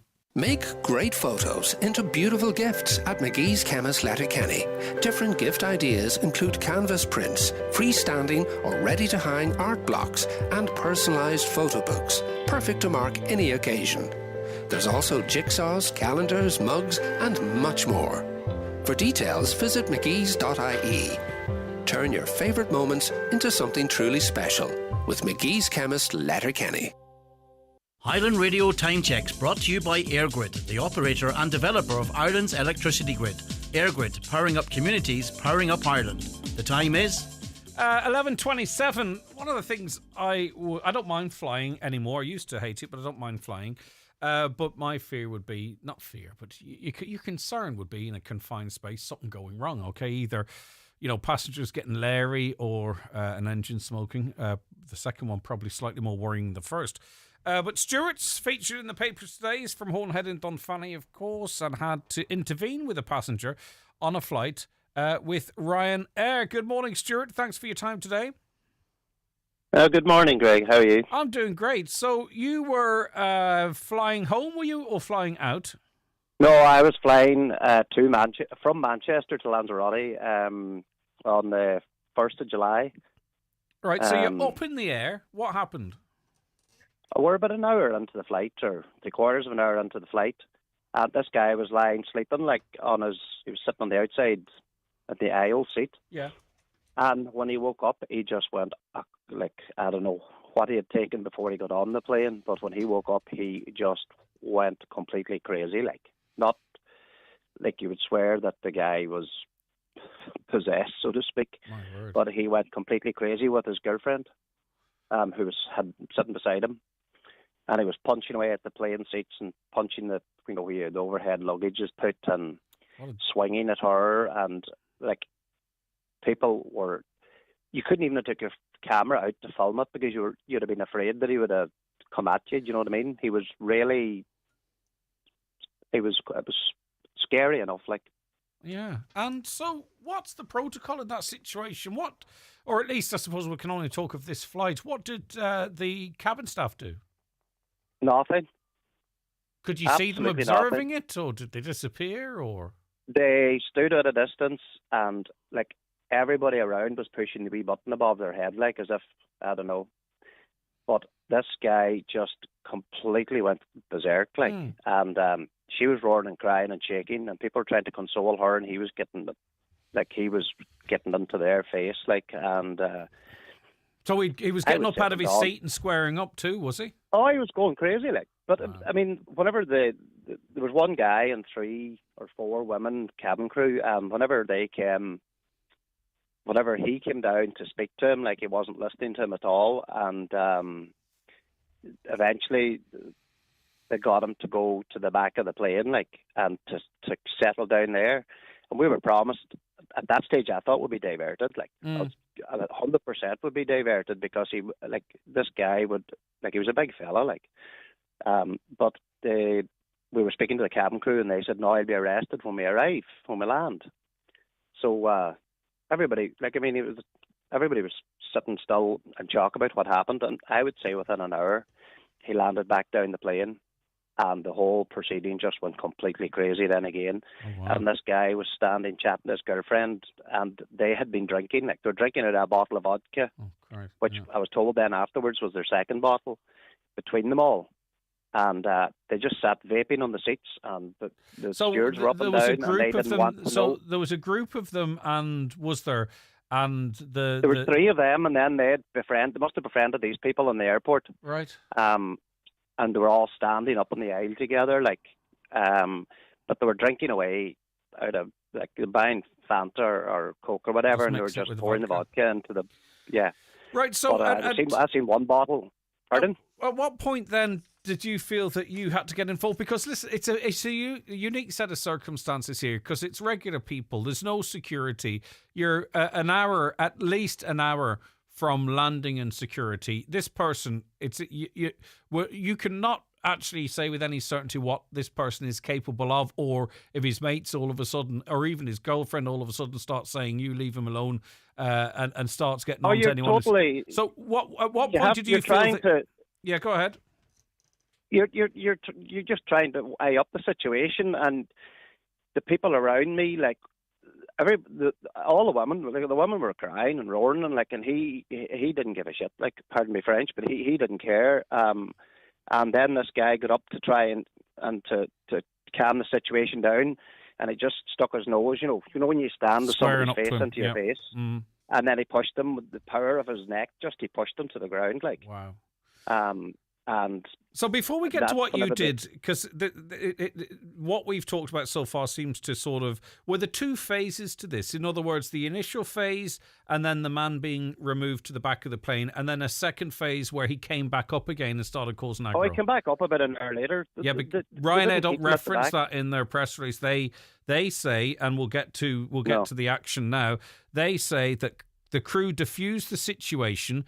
They moved him, the disruptive passenger, to the other end of the aircraft for the remainder of the flight, which landed in Lanzarote as scheduled without any further disruption. That's clearly not true, Stuart. That's rubbish. Yeah. Pure rubbish. That is absolute rubbish. I tried to contact Ryanair afterwards, and all avenues, every message, anything I sent them, I got nothing back. Absolutely nothing. That was the most disappointing part about it. And, I mean, I don't care if they hold their hands up and say, well, I have to do something about it. They're going to end up having to stop people buying drink going on holidays, in my eyes. Mm-hmm. Because if they're going to start drinking it on the plane, and it's this what I call smoking as well. They were smoking the whole way over, and the stewards knew they were smoking because you could see it rising up in the aisle. Like, they were standing, puffing away, and there was nothing said. They did not care. And I know there's been flights diverted before for people puffing in the bathroom. So how was this flight any different to any other flight? But as soon as he started getting abusive then, for the second with this time, other fella, there was a boy behind me, and he said, we're going to have to do something here because this is going to get completely out of hand. Like, so I was like I was only one seat away from him. There's a woman sitting beside me, and then I was sitting there, and me and the guy in front, the two of us got up and had to step in, and basically just kept walking and talking to him till we got him away down the back of the plane. Mm-hmm. And he was having none of it, like, and I says, just, you're only going to make things worse if you touch any of us, like. And I asked the air steward, one of the ones, I says, what happens if he hits us, if we act in self-defence? I says, we could end up being the one that's arrested. And they said, no, it's okay, thanks for your help and all that there. But I thought when we arrived then that the doors would open and on would come the Spanish police. Absolutely nothing. Did he get Larry with you, Stuart? Was he threatening you, so because there was two of you and you had that confidence, he all of a sudden went from punching his girlfriend to being a chicken? I don't know. Once somebody stood up to him, he seemed like step back. Then I think maybe he kind of realised that, like I said, you're going to get arrested, and I says, don't make things worse for yourself, and just stay at the back of the plane, do what they're telling you, and get off the plane. If you're arrested, tell them you were drinking, whatever. Just get away from. Just try to defuse the situation. But I mean, the air staff done nothing to defuse it. Absolutely nothing. But then again, they're not trained for that. This is the whole crack. Like, it's not. I see it from their point of view. They're only like they were young girls, and the guy, like, he was only like he would like be 10, 11 stone. Like, wouldn't be a very big fella. But they're not. They're not there to do. They're not there to be bouncers on a plane. Like, it's. But when ridiculous. you think about it, the amount of booze. Listen, everyone probably who drinks everyone who drinks probably has that. It's 5 o'clock somewhere. Pint in the airport. But you shouldn't be. You should not be allowed on the plane if you're drunk, and you certainly shouldn't be allowed to drink like that on the plane with no security. Well, they were drinking the whole time. Yeah. See, when he got to the other side, then, when he stepped out of that airport, the boys that he was being aggressive with on the flight, they jumped him outside and they absolutely left him in a mess. He was left in a hospital state. Like, so in other words, plane, it might have been better off if the Spanish police had boarded that plane as soon as it landed. He would have been far better off had Ryanair have done the protocol and got him arrested. He'd have been far better off. Wow. So he got a hiding. He got a hiding at the airport, did he? He got his forehead. He's scarred for life. His whole forehead was all bust, and his ribs were broken. Because I was speaking to him the following night, because Lanzarote's not a big place, like, and bumped into him, and his girlfriend came over and started speaking to me and thanked me very much, and he was apologising in a way, like, and he said, "Oh, that should never have happened," and I says, "I know it should never have happened," but he wouldn't go to the hospital. He was afraid if he went to the hospital that he'd be arrested himself. So he wasn't arrested at all? No. It was on the news. It was on the Lanzarote news about the scrap outside the airport. And the police watched the whole thing happen there at the airport. They done nothing as well once it happened. Well, I suppose they maybe are... The whole thing it was bizarre from start to finish. And, I mean, there was an old man and a woman, and they met me coming off the plane, and they were ever so thankful. Yeah. And but she didn't want to ever fly again. And I says, don't be silly. I says, that's a once in a lifetime. I wonder, did he get the flight back? Because whatever about the police not going near him, surely Ryanair have protocols in terms of... There's no protocol, I would say, unless he got done on the way out. Like, sure, what are they going to do with him? Like, he should be banned from flying any of these airlines again. Like, his name, because I don't know, you hear people trying to open doors on planes, and you hear of all these different things that happen. Like, he was that, like, you'd nearly call him possessed. Like, he just went completely loopy. You just wonder if the reality is if the airlines rely on passengers to intervene. Not saying it's written down anywhere, not saying it's official, but I wonder, do they rely on the likes of yourself, Stuart, to get up and intervene in a situation like this? Because it's clear, really. Well, it was the last thing I planned on doing. I was planning on going away and having a relaxing holiday, like, and it took a few days for to get you settled down after something like that happened. I can imagine. And did Ryanair reach out to you at all since, even by way of a thank you, not necessarily to promise they'll do this, that, Nothing. and done? Absolutely nothing. I've tried contacting them, and I know there was other people on the flight have contacted them, because there were some of them, even doing their message on the plane to forward to Ryanair as soon as they got off the plane. But as I say, everybody's expecting this guy to be arrested. Can you imagine getting on a plane in Manchester, causing that level of disruption, getting off the plane, getting a hiding, and then just carrying on with your holiday with your girlfriend? I can't put myself in any position where that scenario would play out for me. But anyway, it's bizarre. Well, it's her I worried about more than anybody else, because if that's what he's going to be like on a plane full of people, was he what's violent going to be towards like? her, Stuart? Like, was he actually striking her? Oh, he was, yeah. Oh, he called. I mean, I can that imagine. was the worst part of it, having to listen to what all he called her. Like, and she's the 3 kids together. Like, she was like, we were trying to calm her down, and she was saying, like, what am I going to do? And I says, well, like, to be honest, like, you're far better off never looking at him again. Like, if that's the way that he reacts in public on a plane. Oh, well, when he done it in public, like, you know what's happening in private, obviously. He's not a good bird, like. All right, okay. As you say, you know, I mean, this is... I'm quite willing for Ryanair to, if you can get in contact with them and say to them, like, why are they trying... Obviously, they're trying to play it down because, I mean... Well, the second wave is not even discussed in the press release, if the truth be told. It happened, and it happened twice. Yeah, and it didn't just happen twice in the space of 10 minutes. Like, there's a good gap between, I would say, nearly an hour between the first time that happened and then when he came back up the plane again, storming up the plane like a madman. Well, listen, I mean, obviously Ryanair are going to lean very heavily on the testimony of the staff, you know. But did the pilot intervene at any point? Did he come out over? No, or that's she what come I out thought. over the tannoy? The pilot, I think he's the man that's in charge of a flight, because when you're in international airspace like that, I think the law's a bit shady, but I think the pilot is the man he's in charge.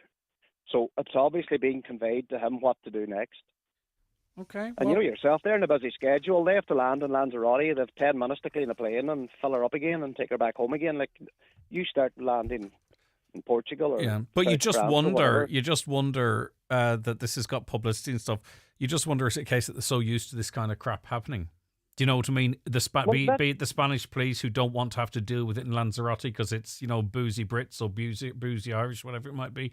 Maybe they're so used to it, they'll say they'll sort it out themselves. I flew for Manchester because it was so much cheaper to leave Belfast, go to Manchester and fly out.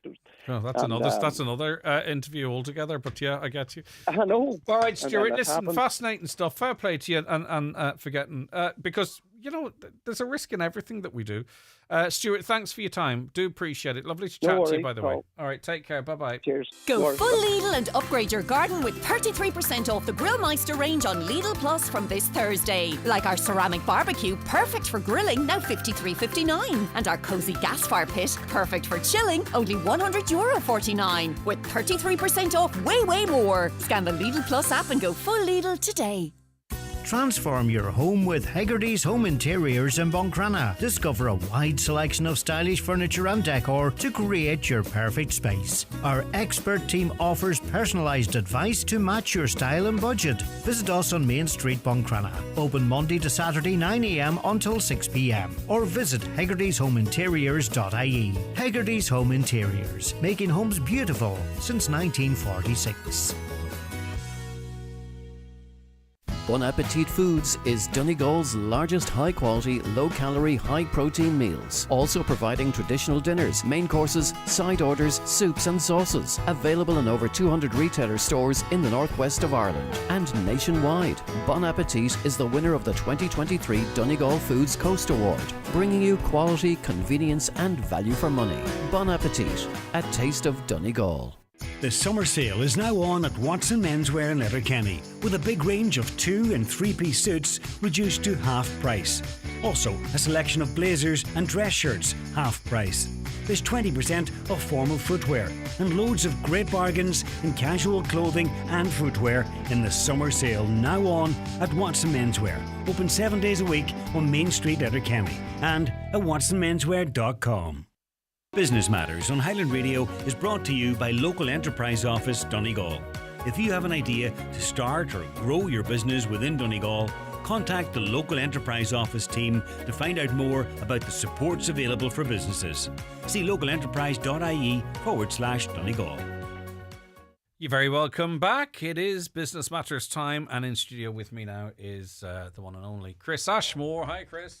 Good morning. Right, we'll get to the thrust of the podcast, which is available right now in a moment. But let's catch up on some news. And we were just talking about a boozy flight, excise duty on booze. What's the story? Yes, now there was a survey just released by Core Research. Now this is behalf of the Drinks Industry Group of Ireland. And essentially, this ties in with a pre-budget submission and a call for lower excise duties, which is not being flagged by the government. And I don't think anybody is expecting it. They're saying it'll help with the costs for the industry. But out of the survey, some of the headline figures, 70% of people enjoy going to the pub to socialise. 82% cite the restaurant as an enjoyable way to get out and meet people. But let's have a look at the actual excise duties. Surprise, surprise. The report shows that Ireland currently has the second highest excise tax on wine in the EU. The third highest... It's all right, don't drink that. The third highest on beer and the third highest on spirits. Yeah, don't drink that either. Couple of examples, right? So let's take a bottle of Irish-produced whiskey. The excise tax here is 4 times higher in Ireland than it is in Spain. So when you're on your holidays and you see in Spain in the supermarket, you can get a bottle of whiskey for, 10, 11, 12 euros, something like that. So the Irish consumer is paying about €12 in tax and excise duties compared to their Spanish counterparts who pay only $2.69 in tax. A huge difference. Then on top of that, there's VAT. So the government is getting something in the region of 30 to 35% of the price. So, that just puts it in perspective. Glass of wine, Greg. Mm-hmm. If you're getting a glass of wine here, you're paying 80 cents per glass in excise duty. 15 countries in the EU pay no excise on wine whatsoever. And in France, they pay 1 cent. So that's why it's so much dearer here. But I get that. But then there's the price variation. So I was in Dublin recently, a pint $8.50, and I think I was in the Harbour Bar not so long ago, and I think a pint was a £5. I got a soft drink with it, so I'm not sure. So that's $3.50. I mean, so we can blame the government and have a go at the government and all that kind of stuff, and quite rightly so, where it's deserved. But that's at least a €3, potentially a €3.50 in the price of the same pint of beer in Dublin versus Donegal. Yeah, but that's not just an Irish thing. I remember being on holidays once in the south of France, and we went into a well-known branded hotel. This was quite a few years ago, and it was €11 for a pint, €7 for a bottle of beer, €8 for a Bailey's. Nice. And very nice, is it? Just a few streets in, if you went to the backstreet bar, you were getting it way cheaper. Could have been dishwater there, though. No. But the thing is, you see, like it's like the hotels, though. Like if I'm the Minister for Finance or whatever it might be, like why should I reward hotels or pubs in Dublin gouging the living daylights out of the tourists and the general population? $8.50 for a pint. We've got to the point now where if we get a hotel room in Dublin for £250, you think it's good value. That's how we've been conditioned. I said that to someone, we got the room for $250. It was factored into the whole price. And they were like, $250? Do you know what I mean? Yet up here, there's all the businesses with much of the same overheads. They're charging $5.50 for a pint, depending on the pint. You can get a hotel room, £120 relatively routinely. Saturday nights, obviously. But my point being is that the government might say, well, why should we do anything to help these people in Dublin and other cities gouging the population? And I think if I were a hotelier or a pub owner up here, I'd be fuming, because that's what the tourists see when they come into Ireland as well. And the other thing is, let's just say the government did reduce the excise tax by 15%. Is there any guarantee it's going to be passed on? I think our listeners might make their own judgment call in relation to that. All right, cruise sector. It's the hot spot. It's a lucrative business, the cruise sector. After COVID, it took quite a hit, of course. Things getting back to pre-COVID levels. The latest cruise liner to visit Donegal was the Silver Spirit, which anchored off Greencastle there recently. It was her inaugural visit to the Northwest region. Also called at Killybegs, was part of a 12-day cruise taking in Iceland and Ireland, and people on board, they got a chance when they visited Greencastle to go on a tour of the Inishowen Peninsula, a stop at the Doe Famine Village, a visit to Oakfield Park in Raphoe, trips to Derry. So a lot of people getting a glimpse of Donegal. Yeah, so not as good to much of a see it. glimpse, though, as I'd like to see. And I think there are plans, and there should be plans, to have a dedicated sort of visitor centre or something in Inishowen.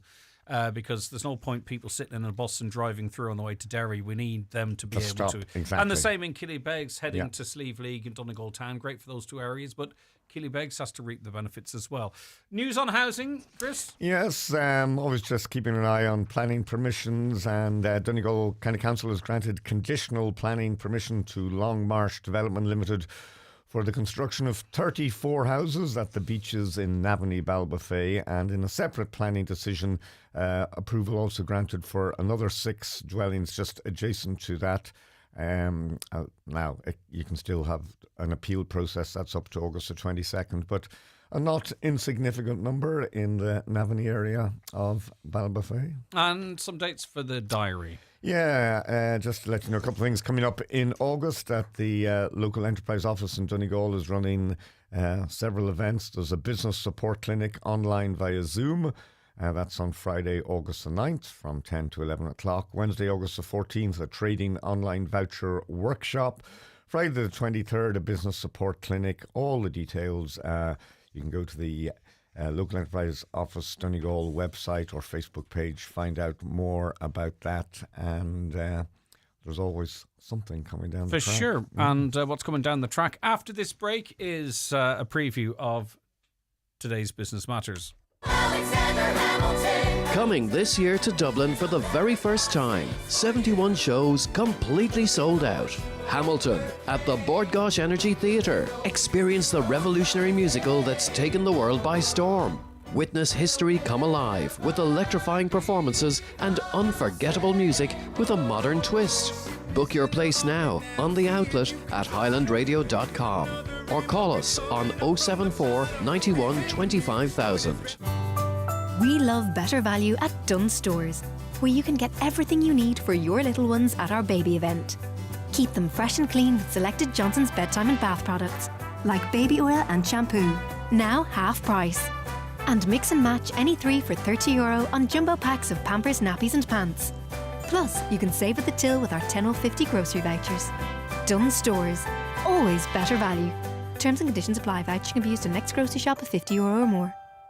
Join me, Marty Free, this and every Friday night from 8 for Rockin' Hits on Highland Radio in association with Arena 7 Letterkenny, the best family entertainment complex around with bowling, laser quest, soft play centre and more. Visit arena7.ie.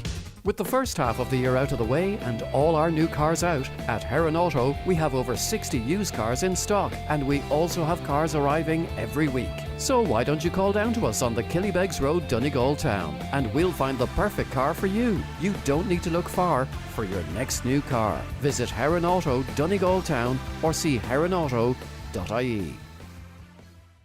Highland Radio weather updates with McElhenny's. Support local at McElhenny's. With 53 years experience in fashion, beauty and home, we're here for you. Plus, enjoy M-Card rewards when you shop in-store at McElhenny's Ballybuffet.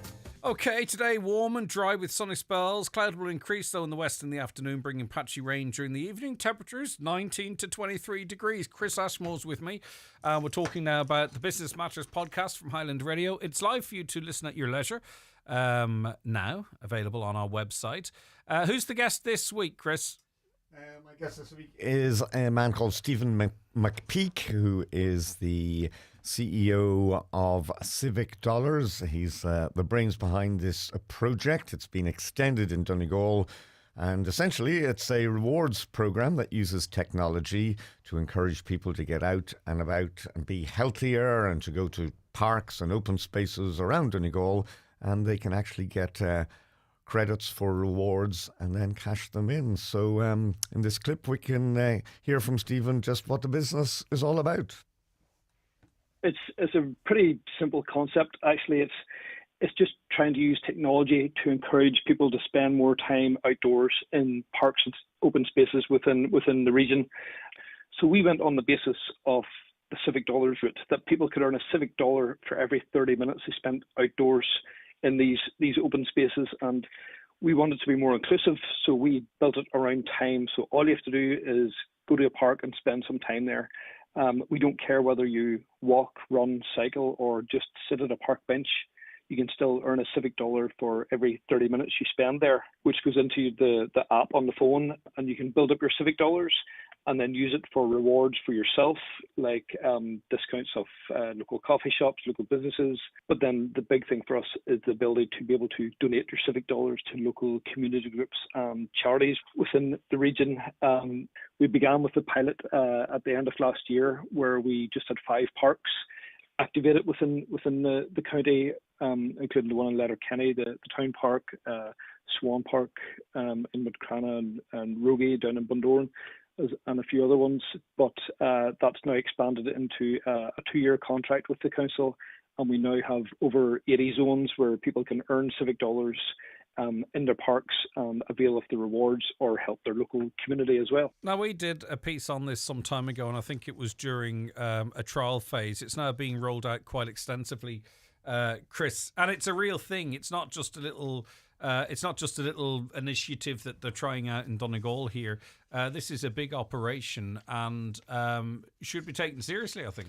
Absolutely. It began, as you say, a pilot project. It was just 5 places around Donegal. Now we're talking in excess of 80. It's been extended now for another couple of years. And if you just Google civil dollars and go into your on your phone, you download the app. And if you're out for a walk, it could be on the Dunlow River Walk, and it automatically will come on when and you start. And my understanding is as well, because people have different levels of ability and what have you, that's actually factored in. In other words, you get rewards even if maybe you can't actively walk. Exactly. So and this is in that regard, it's inclusive. Absolutely. You don't have to go out and do X amount at such a pace.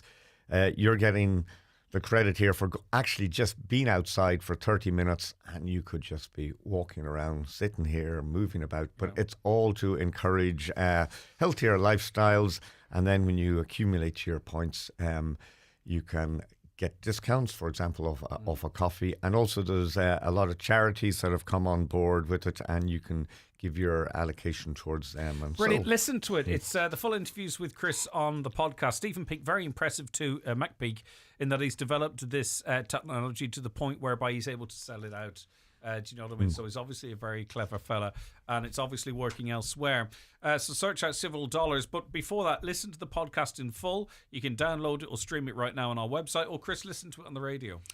That's right. It'll be on after the 6 o'clock news on Sunday. And if you want to contact me, as always, email address businessmatters@highlandradio.com. I'm off to read the All Ireland Rail Review. Yeah, wow. And just put complaints in the subject line too. It'd be really funny if you got about 10 No, I'm only joking. Yes, that's your...